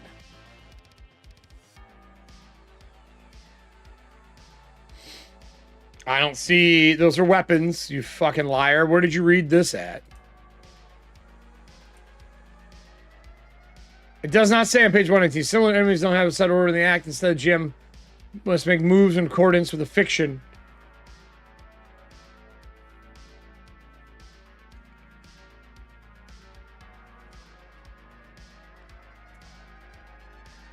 GM may go at any time when it really makes sense. The GM always gets a turn when somebody rolls a fear. They can use it as much or as little as they want, as long as they have active tokens to spend. GM may spend 2 fear to act as though somebody had just rolled with fear, even when the narrative isn't giving them the opportunity. My reading the text as follows. I don't see that on 119. I don't know how they read that. We were on page 119. No, it doesn't, Kelly. Does not. Let me go to the hyperlink section. Are you not hyperlinked? What? What? What? Okay.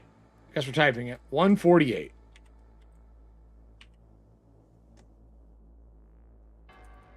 $148.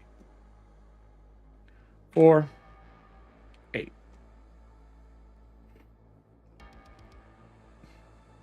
Start of the section. So I get fear. Great question. I get fear at the start of the section. I get 4 out of the gate. 1 for each player. Awesome. Fuck it. I love the fucking art in this book. Hoarding fear. Because you gain fear anytime a PC rolls a fear, as well as during downtime. Because I get them during downtime too. You often have a stockpile fear to draw on when you need it. That's not true. Do your best to spend fear when you have the opportunity. Well, I spend mine all the time. I don't feel like I always have fear. So calculate, determine, like what, calling for action. I want to know when it's my turn. Player describes the move they want to make during the game. You might decide an action roll is necessary. Yep, I agree. Always establish fiction, then decide if there's a roll. Experiences impact fiction. When determining whether or not necessary, always consider PC's experience for the story.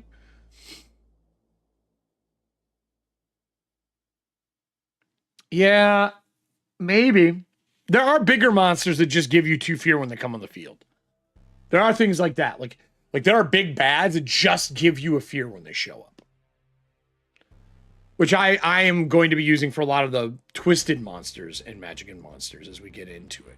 Right now, we are starting the beginning of the next age. That's what's going on. The fact that it's raining frogs was just a sweet irony of a court wizard trying to stop something, which we'll find out about later. So right here, just like when players have moves they can make during a game, you also have GM moves that change the story in response to the actions. Unlike PCs, you aren't bound by specific spells. You can cast certain effects. You can do you see this? I just want to point out, this is an M dash, everybody. M dashes aren't only used by AI. I just had this argument with Steve Helt the other day. He says he uses M dashes all the time, which I looked at his old work. He does.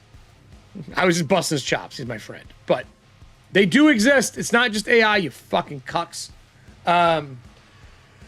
You are acting to shape and facilitate the story, or whatever requires. You begin a GM move. You start with a GM turn. When you are done making your GM move or moves and play passes back to PCs, your GM turn is over. And it's most simple. The GM move is anything you can do that guides the story. These moves heighten the danger, blah, blah, blah, blah. When to make a move. Knowing when to make moves and what kind of moves to make is a significant part of learning the GM Daggerheart. Frequency and severity of these moves depends on the type of story you're telling. The action players take, the tone, the session, everything. He does love his dashes. Your job is not to crush PCs. Okay, so here. When to do it. Roll with fear on an action. Fails an action roll. Does something that would have consequences. Gives you a golden opportunity. Looks to you for what happens next. I am going to start abusing these rules. Right here. That's the answer. I'm going to play like I'm a normal GM. I'm going to have monsters go when it makes sense. If I need to activate a power that's out of turn, I will use fear. That's how we're doing this. Basically, this tells you... This is the weird thing, though. Because fear is point-based, players, when you're playing this, assume you're only going to go when you spend fear or they roll with fear. There needs to be a trust between you and your players that you're not just going when. When you want. I have a feeling that inexperienced GMs, if they were to start using these 3 rules, players are going to get mad on that side of the board because they're going to feel they're being cheated. Even though that's not the case. Sometimes a GM needs to go. I always knew you were an abuser. Thanks. Thanks, Anthony. You fucking prick. But I think that's the thing that I was missing. I was trying to just lean totally into the fear aspect. And sometimes you just have to have set moves that you're going to make. Also on failure, I'm going to have some action rolls. I think I'm going to do some stuff. Well, they're making a big move is always necessary. When you see an opportunity to narratively impact the move, remember the tools. They really maybe need to break it down during combat. I think this is very non-combat oriented. Roll of fear. PC rolls of fear. Player returns to you to make a GM move. Whether their roll has failed or succeeded, your move should generally build on an action and a player interrupts. Hey, Star Drew. They fail an action roll. The PC fails an action roll. Player returns to you to describe the failure and what comes next in the story because of it. If it's a failure of fear, consider choosing a harsher consequence. So even on fail with hope, something should happen. Something should happen on fail with hope. Like a monster moves closer to you in combat. I wonder if they describe these 4 states of success to fail, actually 5, from combat perspective versus general perspective. You know what I mean?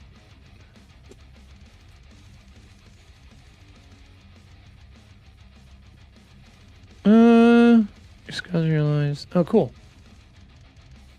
I can switch. They made it so I can switch to members only during a live stream. That's kind of cool.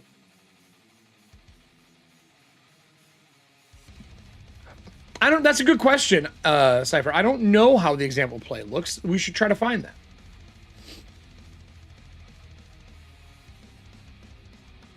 How to choose a move. Breakdown, critical success, success with fear, fail with hope, failure with fear. Quick reference, resolving actions. Success with hope, yes, and you get what you want and gain a hope. Yeah, success for yes, but you get what you want. There's consequences. The GM gains a fear and probably goes to my side with success even. Anytime you roll fear, it goes to me. Failure with hope, no, but things don't go as planned. Hopefully fear. Failure with fear, no, and things don't go as planned and it gets worse. GM gains fear. Obvious moves, player-driven moves, social-driven moves. See, they don't have combat-driven moves here. You know what I mean? There should be combat-driven moves here, right? Am I crazy? You got obvious. Sometimes you know that without hesitation how to make a move in a scene. A PC just rolled. Okay, so hold on. I want to slide this over. And I want to slide this over so I'm looking at the camera a little more. I mean, I get it. When you get what you want, it becomes a cost and response. Your move might have an adversary strike back, throw the PC across the battlefield, and so on. Avoid undermining success. I don't ever do that. I always like to have a player succeed hard. Look at more. Look at all these. M dashes everywhere.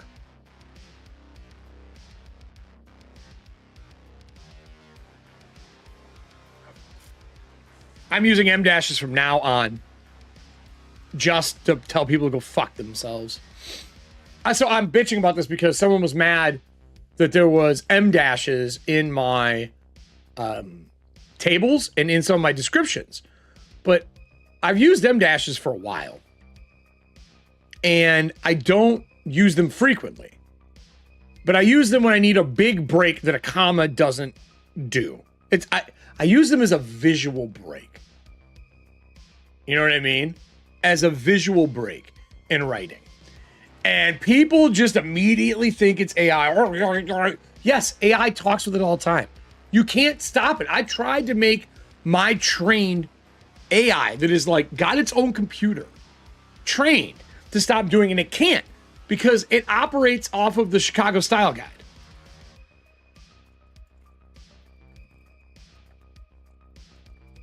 And if you don't know what the Chicago Style Guide is, Style Manual, Chicago Manual, or style of, what is it called? Chicago Style Guide, Style Manual, yeah. The Chicago manual style M- should use to set off additional thought, indicate a sudden break in thought, or this uses like standing in for a repeated author's name and bibliography. They serve a purpose. And then AP versus Chicago is different. Like study your shit, boys and girls. But I digress. And I learned it from Jen, who is an English major. And I was like, why are people getting so mad about this? This is part of it. And she's like, well, that's because the AI is using it as a dictation of space all the time instead of AP or Chicago. And she went into this long fucking diatribe on how they're actually used. That's what you get for dealing with an English major with pop culture fucking background. So anyway, soft and harder moves. Example of GM moves. Cool. I love this little box. This should be on your GM screen, and it's not. How the world reacts. Answer a question, build, make an impact, cortisol. All that's normal. None of this is combat. None of this is combat.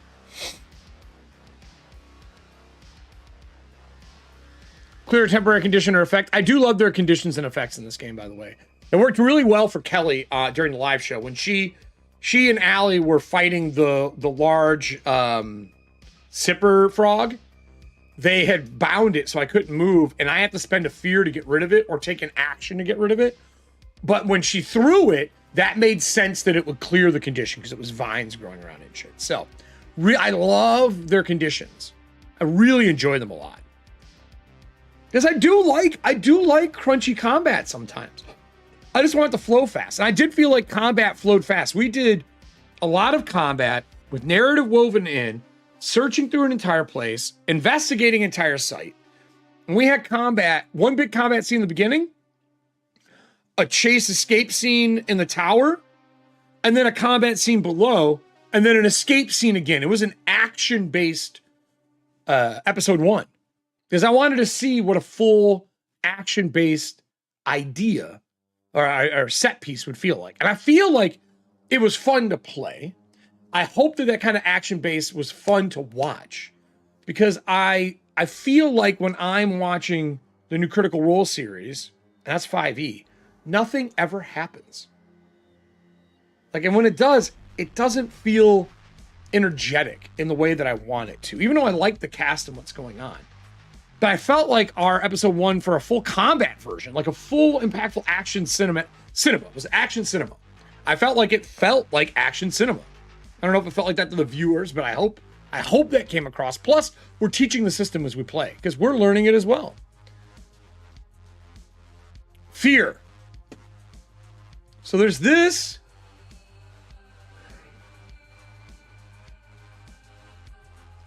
You can activate an additional move. You can use an adversary's.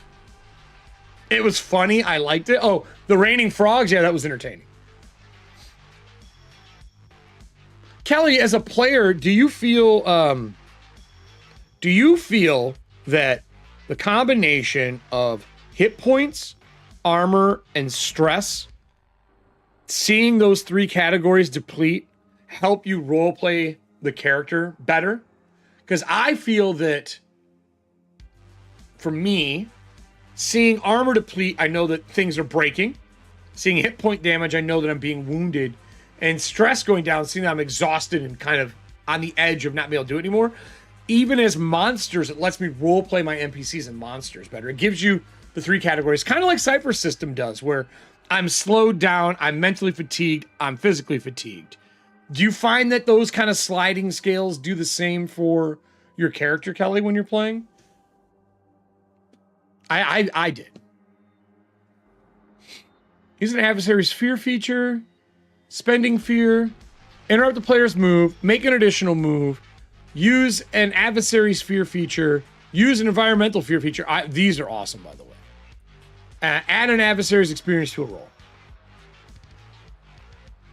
Yeah, it does. All right, good.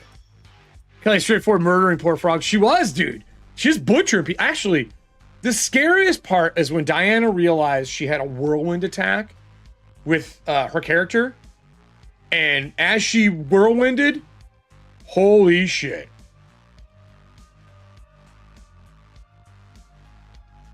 as a viewer, a lot of that feels abstracted since you can't see what. Can't see what, Nick? What is the can't see it? What is the thing you can't see that feels abstracted?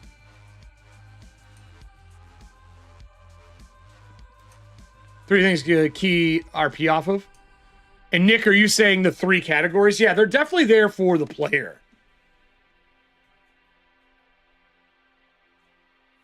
I don't think it was Daggerheart. I think it was, one, Cypher's adding wounds now. The community seems to think Daggerheart kind of influenced that decision. I think that Blades in the Dark influenced it.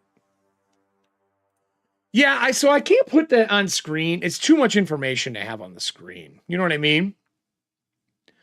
But it's good for the player to build RP. And I can always call and I'm fine with mechanics being shared on screen. This isn't a stage play.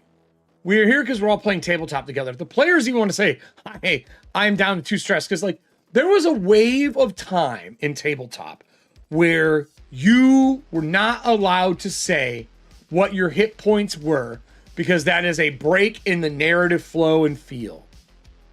And I agree with that to a point. Like saying that's when 4th edition made Hail and whatever it was, bloodied. And then Daggerheart doesn't have that, but you have your different levels of damage. Oh yeah, it took severe. And then you have Cypher system that has like, what is it? Hail, healthy, and something else. There's like 3 levels of exhaustion kind of thing. But I feel like sometimes it's okay to be like, my armor's broken. I can only take another hit.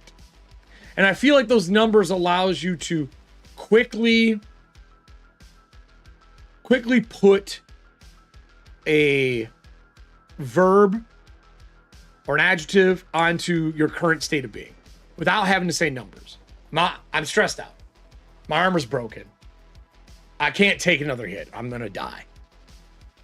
That kind of stuff. I think it works really well for that. So I don't know if the players need to see that part, but maybe I'll explain it a few times so people understand what's going on behind the scene. I am thinking about making a character sheet that I can pop up on the screen to help out. We'll see. Adversary experience roll. I don't see anything else in here. There's no sample of combat. Do they have a sample? This is a great piece. Spending fear is one of the GM's strongest tools for inflicting consequences and enhancing the stakes of the scene. Each scene plays a specific role in the story, and not all scenes need the same level of drama or danger. The more important a scene is to the story, the more likely the GM is to want to use fear to complicate the PC's lives and add danger of the fiction. A danger and drama of fiction, I think, is better. I think drama is a part of it. The GM adjusts the stakes by increasing or decreasing the amount of fear they spend in a scene.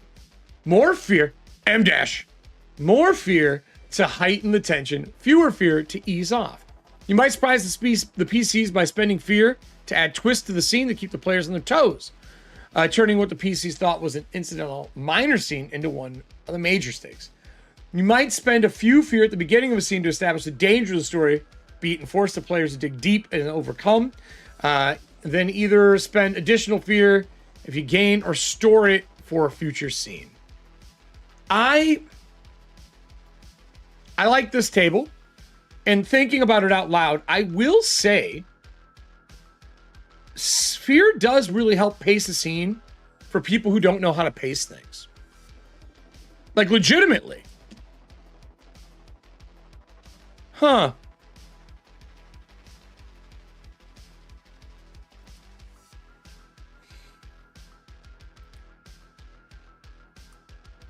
Yeah, I kind of gotta say it does kind of pace things well. I never thought about it. I just do this automatically as a GM. I think GMs learn pacing through play.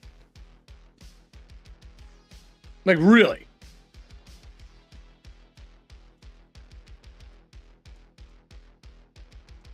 I like it. I think it works better than I was bitching about in the beginning. You know what I mean? So you got incidental, minor, standard, major, and climactic. 6 to 12, 4 to 8, 2 to 4, 1 to 3, 0 to 1. What do you do with this fear? Act first. Spend a fear to immediately interrupt the PC spotlight. spend consistently. Each time your turn is around, make a GM move. So each time your turn comes around, make a GM move.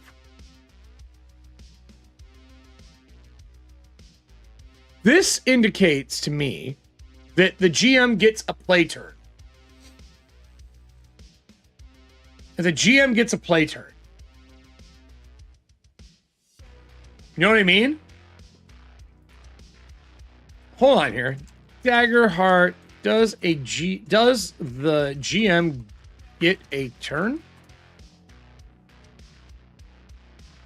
DM has too many turns? Get the fuck out of here.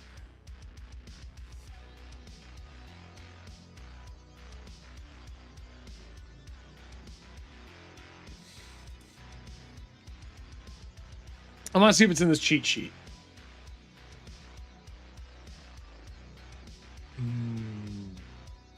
They really need a combat section. That's what's really missing right now for me. That's what we're getting to. Act first.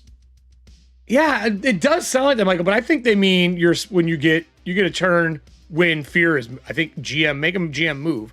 When it's your turn, I think that's when fear is rolled. Come out strong, you might choose to spend enough fear to spotlight a majority of the adversaries during your first turn. It's a big move and can put the players on the back foot at the beginning of the fight, giving the opportunity to feel like they're turning the fight around. Draw blood every time an adversary misses an attack. You might spend a fear to spotlight additional adversaries until one of them successfully strikes a PC. Smart. I like that. Improvising fear moves. Whether you're improvising adversaries or environments and using existing ones, you might find a moment when you want to put your thumb on the scale and make something dramatic happen to escalate the scene. You can always improvise a GM move, but there might be situations where you want to make an especially hard move. In those situations, you can make a fear move. By spending a fear, you declare the move, you communicate the respect and scale of the action you're taking. A fear move should redefine the scene, change the terms, raise the stakes, modify your move. I did that with the avalanche. Fear moves commonly include one or more of the elements, introducing a new adversary, an adversary activating a powerful spell or transformation, deals massive damage, boosts their abilities. So fear should interact harsh. But I want like other moves, not just the fear moves. I love the difficulties in this game. I think they're really, really good sliding scale of 5. It works great. I was just talking with when I was doing playtest about how your sliding scale should never be like 1, 3, 15, shit like that. You know what I mean? What are you replying to from Kelly? Did I miss something? Stress, migraine, RP combat, arm busting, falling off. Yeah, things like that. Yeah, I think character sheets that rotate like that do on CR or whatever may help contextualize. Sure. Okay, that sounds great in theory, having that rotating box, but it is one more piece that rotates on the screen constantly, right? It just does. And I have a spot that it could go, which is usually over the map and rotate. But if I have as many moving things as I currently do, there's no reason for it. And the other problem with it is, Nick, we have Streamloot cards that, for example, we've already had 2 stat boosts. We've had 2 stat boosts already for characters. I don't want to have to remake that asset after every fucking show and re-upload it into it. You know what I mean? I want to do that. That's a lot of work. Because you got to make sure your rotator works right. You have to do a directory file. I'd have to make that asset, resave it out the same name to replace the old one every time, and then go through it. Like I could make it. It's a lot. Now that we have art, I guess I could do the art for them because Allie got art put together and modified it all and did some kit bashing of people and fabrics and stuff like that and put characters together. But I just don't think. Does the armor, I shouldn't say that. As a viewer, does knowing their stats, armor, hit points, and stress matter that much to you? As a viewer. I'm not a viewer of these things. So really asking you is the right thing to do. If me doing those assets will make a big difference for the audience, I'll do it. If that's something you think that needs to be done, I'll have it done by next episode. if you think that's something that's important.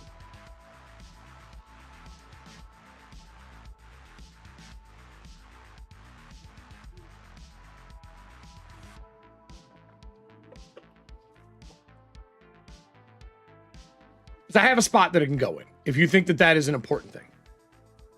Let me know. Everyone here, actually here. Fuck that. Let me ask a real question. I'll tell you, I told you why I don't want to do it, but I am willing to do the work if the value is there. So we're gonna start a poll. We'll start a poll. This is valid for everybody.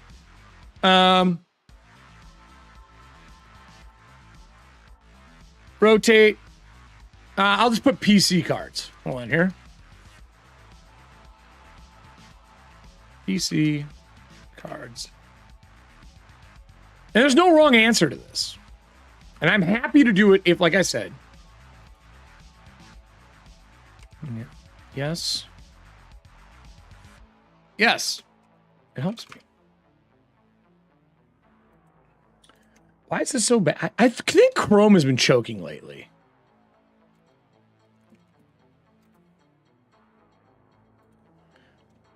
No. It doesn't matter.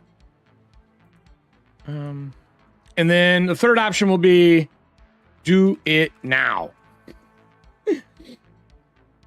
PC cards. PC stats. I'll put PC stats.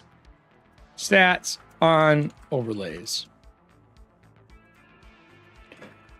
Do PC stats and overlays help you? I'll just put matter. Do they matter? Poll started. I am curious. I do want to know this. Because I guess for me, and again, I don't watch a lot of shows anymore. Well, Amazon does own a majority internet. Yeah. Maybe if they were in Discord, sure, I could post them in Discord somewhere, but they wouldn't stay there forever. You know what I mean? I can even make a GIF rotator with all their stuff. Maybe I'll make an asset for it.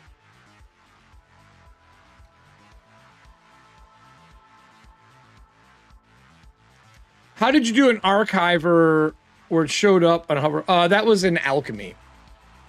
That was in Alchemy. I could do that in Owlbear as well. I'll show you that in a minute. Here, I'll open up now.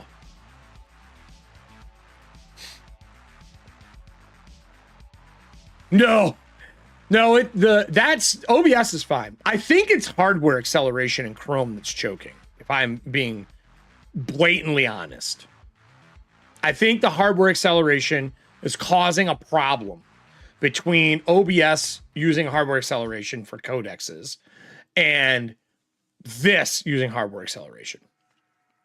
So, okay, there is something I can do. So, like, let's take her, for example, right? There's an add-on in here that I have where I can do owl trackers, right?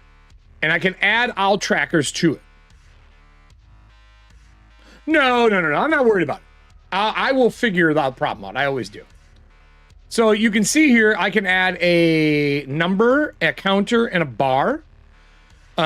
Number is what I usually do, right? And for number, what you do is you can edit this now when you pull it up. And you can say this is stress.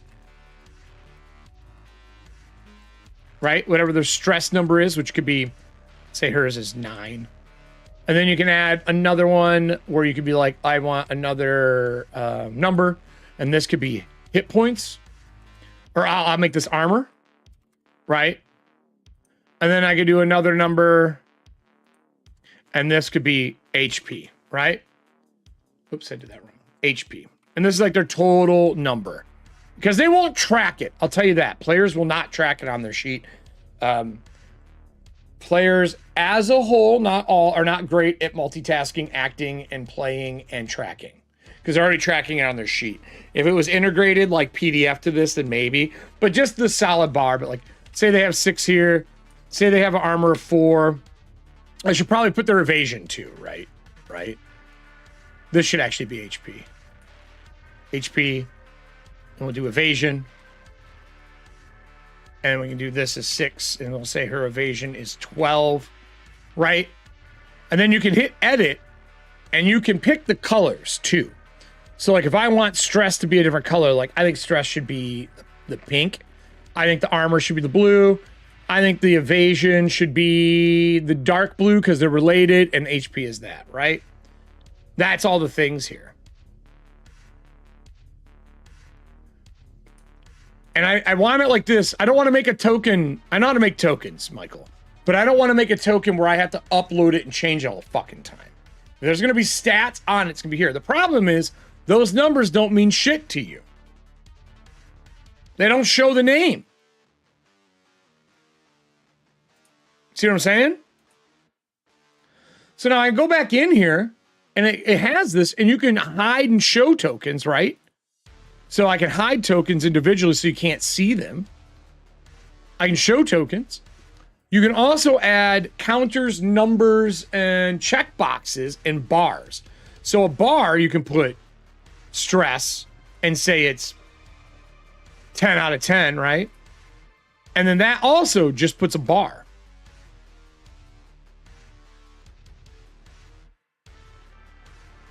I don't need those, though. They don't do shit for me.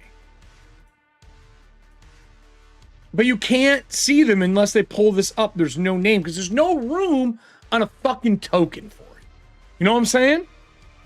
Like you can't fit that shit easily. So I don't want them on here. That's my honest opinion. I don't like them. I don't think they look good. You can hide from math. You can do disable inline math, all that kind of shit. I don't think they look good because those colors don't mean shit to you. I would rather have this on screen and make a rotator if that's necessary. So vote. If you like it, I'll add a rotator. There's room in the show for me to add it. Because when you're looking at certain overlay scenes, if I pop this back open here, everybody. For example, this here is the map, and this is on every one of the scenes. I could put it in the like a split screen here and put it here. I could put it in the other person's corner, right? I can put it here in this one. And then on this one, I wouldn't have a rotator because it doesn't need to be on every screen. But if it's in the map frame shows up everywhere. And then I can make a rotator frame for here. It wouldn't stay forever. It would rotate and then would go on a delay, Michael. So it would like rotate when I first come to the screen, like when I flip to a screen, it would rotate and then it would turn off. So it would go through all the slides and then turn off. Simple. Real simple. And then the other spot they're going to be here, I have the rotators for the different courts. I can also put it in the center here in the duo screens. Right? That's something else I could do. So I'm not opposed. I'll make it look good. I'll make it fit. An auto countdown number when hit, a little tough. I don't know what you're talking about for that. Yeah, the split, those are the duo scenes. And there's also going to be an all-player scene coming up as well, where I'm not even on it.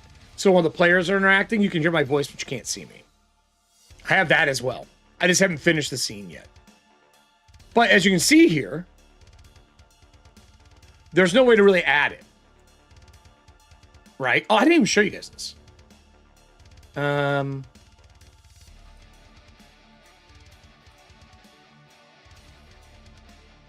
me move him into here. I did all of the houses. And I have a secret house that we're going to be dealing with too, a secret court. But all the courts are officially finished. It took a long time to get the frames to match the way I wanted and do everything. But that's all of them here. And then these are all the character art pieces. Allie made these. I just made the frames. But Court of the Hound. So you got Secret Court, which I'll get into. Court of the Hound. Court of the Wand. Court of the Rose. Court of the Owl. Court of the Eye. Court of the Shield. Court of the Scale. Court of the Bow. So, yeah, you can kind of see, like, why it doesn't work that well putting them on there. But I get it. I get it. Like, the trackers are cool. And I can make them slide below, too, so they hang down here. Like, that is an option when you're doing this. Like, if you make your owl trackers, you can set where they are on the XY axis off of it. But it doesn't, I don't think it looks good. And there's this too. You can see distances from places. I don't know if the players know this is here, but as unnamed character, there's distances, so you know how far away people are from each other. It automatically tells you. Kind of cool, right? But I don't remember how to set that piece, like what each of the characters are. I think you have to name them. I think you have to name them here. So I don't want to move characters because they have to stay where they are. So let me do this one. Let me try naming her. Where the fuck is it at? Oh, it's down here. I'm a dumbass. So click her, add this. Her name is Talia. Right? And then we're going to do the cursive. And we're going to do 36, 48 point, right? And then we're going to adjust this so it doesn't look like shit. I think this is how she spelled her name. There we go. You don't need to code. I'm not coding shit. That's not worth it. Not for this crap. Where is... I think it's this. Oh, yeah. You can set the height like if someone's flying, which is pretty cool. Right? But where is... Where is the text option? There's a space where I can align where this is because I don't like the background.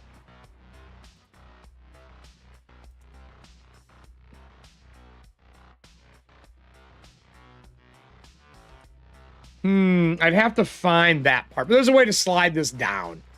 I don't remember where it is in the token setup, but there's a way to change the accessibility of where things are on the actual tracker. I don't remember where it is right now. But there's a way to move it up and down. I think it's actually one of these options up here to handle it. Because I got the ticker, a calendar, the dice thing, which isn't locked in right now, outliner, the other dice roller, movement tracker, which is dope, measurement, so I can just see distances, and you can go through vertical measurement, and then you can label. That's what it is. It's plus label, for example, label name, and you can label them where everyone is. Yeah, I hate that background. Yeah, I don't want that there either. There's a way to get rid of it. I just don't remember. There's location map keys, which we'll get into later. There's sheets from beyond if you want to add a character sheet from places. I have ultimate story to add things, which I'm not using for this. I use that more for living stuff. Here's the owl trackers. So above the token, below the token, reduce the height, enable segments, offset. That's all that stuff. And you can kind of show where the trackers are at, and you can offset the segments. That kind of thing. Scry, which is really cool. Smoke, which I'm not doing a lot for the show. Counters. You can flip maps and creatures and shit like that really easy. And then there's the GM's Daggerheart. And there's a full Daggerheart character sheet piece built in, and I can track fear here as well. Right? Which is cool, but I have no reason to do it. It takes this much fucking space up. I don't want this much space taken up on my screen. You know what I'm saying? And they can click in and see it as well. But I don't like that it doesn't just put a tracker. So I don't use it. So I haven't been putting names here because of this, right?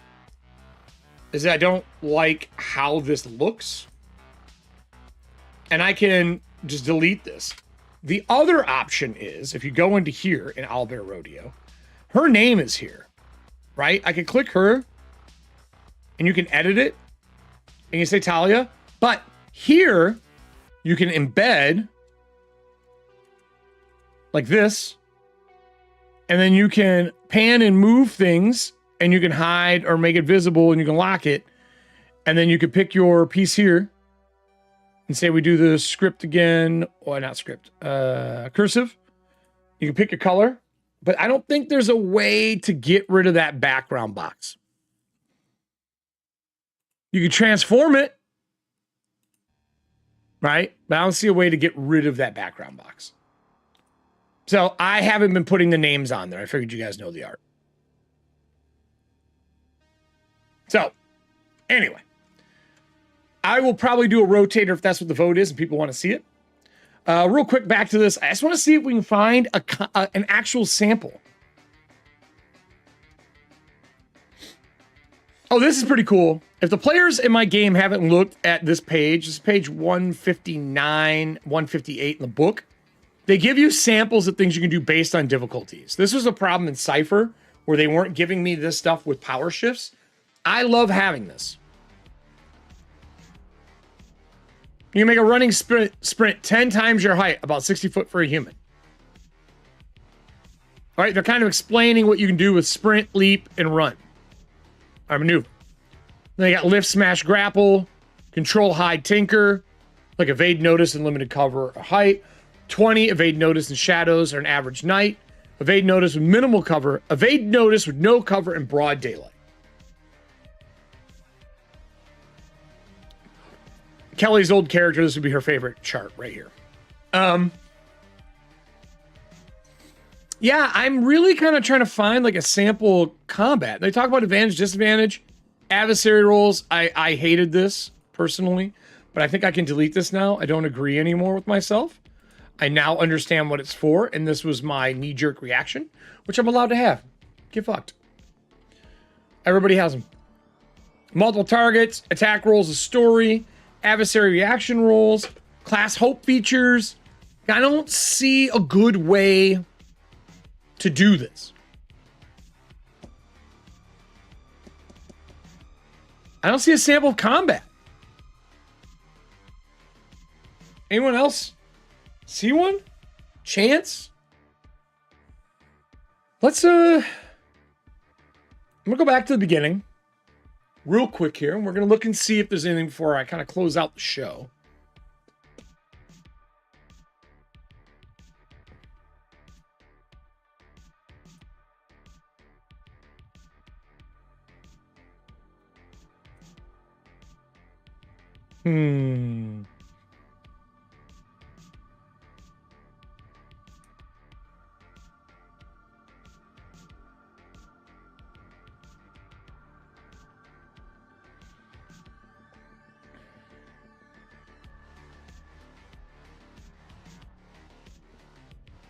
Let's see.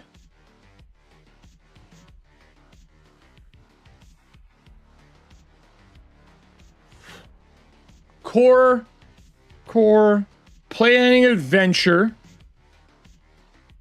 introduction, core guidance, adversary rules, hope countdowns, running GM NPCs, optional GM mechanics, session 0, session 1, one-shot campaign. I don't see a combat sample.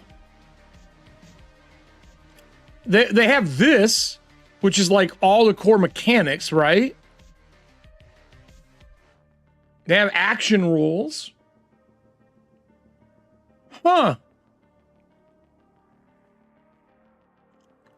I don't think there is a sample combat. I think that it's missing. I think that Mythic Bastion Lands spoiled me. Spoiled me. It spoiled me.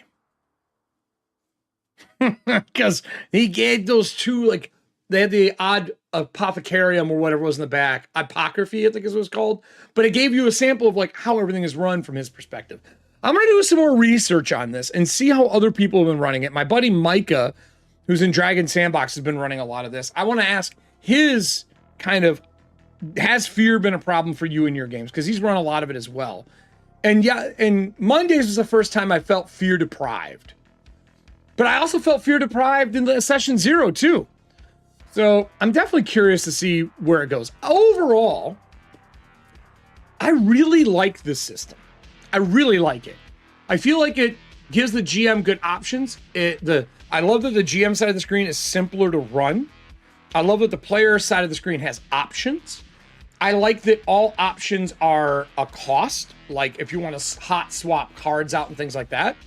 I like that all the abilities scale really well. I love the grimoires with a couple spells. I really overall like Daggerheart. Is it my favorite system? I don't know. I think I need some more time on air with it to see how it runs as a stream game. And I also think my point of view as a stream game versus player game is different. I also think this is a game, and probably similar to Draw Steel, where you need some time in it before you can judge it. And I know you say that all games should be that way, but I can tell you I've played a lot of games of 5e, a lot of games of Pathfinder 2, a lot of games of Daggerheart, a lot of games of Blades in the Dark. I can tell you I love Blades in the Dark from go. I can tell you I loved Dragonbane from go. I loved Shadowdark from go. From both sides of the screen on all three of those. Fuck, playing in Blades in the Dark is one of my favorite things. I can tell you that Mythic Bastion Lands, I loved how it looked. I liked what I read. It didn't really sing for me until like episode 3. And I was like, this game is fucking amazing. It actually teaches you how to play the goddamn game. Amazing. But this is a 400-something page book, and I think it's going to take some time to digest. I will say the more I'm designing for Magic and Monsters, the more I'm seeing the back end that I need to explain to players on how to do. I'm really looking forward to seeing a full core framework, like setting book, release for Daggerheart, so we can see what the extra things they're adding. Because even in here, they have optional GM mechanics. And those optional GM mechanics could be really good, but I don't know. Like, I haven't played enough to really know if they work well. But overall, I'm happy with it. I definitely say people should be giving it 3 to 5 sessions to really see if it rings for you. And I think you should play both sides of the screen. I played Daggerheart twice now, and as a player, I really liked it a lot. I actually enjoyed the player side way more than I thought I would. And we played it like third level, so second tier. So we had a little more options, which I thought was fun. So I'm excited to see how this turns out. I didn't give experience to my players or anything like that. I'm going to do that after we finish this section we're in. And I'll give them some points, and then we're going to do that live. At the end of the show, I'll probably switch over to members only, and I will do a live version of, you know, us leveling our stuff up. And I think Secret Time, we'll do Secret Time for that as well. I think that's something we might do. But I want to record the first one. I want to record the first one so everyone can kind of see how the leveling up process goes. I'm excited for that. Or I might just switch us over to Secret Time and record it there. I have to decide yet, because I really enjoy the Critical Role cooldown, the Aftermath stuff. I think the Aftermath stuff is super important for the players to get out like what they enjoyed, and it helps them remember it. And then for the GM, lets me take notes and see what I did right or wrong. But I think that's it for me. I got a lot of stuff to do. I will be back tomorrow. I think we're going to do some co-op Dark tomorrow. I'll activate the cards. We'll get everything ready to go. I think we're going to pick up with Sophix and Yule and their adventure in the wall. And we're going to kind of see what we can get into some trouble. Do like a 2-hour adventure tomorrow. So that's it for me today on Corpse Talk, everybody. Thank you for joining me. Again, I just want to say thank you to my lovely, lovely patrons and supporters. If you're interested in supporting, there's some easy ways to do it. This is it. Become one of the toe tags, the people who support and what we're doing. I also want to thank to all the people who subscribe to what we're doing. I can't do this stuff without the subscribers and the people buying Streamloot cards and sharing with their friends and getting everyone involved. So like, share, subscribe, do all the normal things you're supposed to do on YouTube that makes the algorithm monster happy, so I don't get eaten alive and drown in the thousands and thousands of people doing TTRPG content. Thank you for interacting today, joining us. Thank you to all the new people who have joined. Michael, you've been really active lately. Thank you for joining our Discord. For those who are not a part of the Discord, you can join from the link that is in chat right now, or you can find it at the bottom of the slab, the description below. Have a great one, everybody. I'm going to head out and leave you the song for a few minutes to enjoy the serenading sounds of good old Corpse Mother. Till tomorrow, everybody. Stay fucking rotten.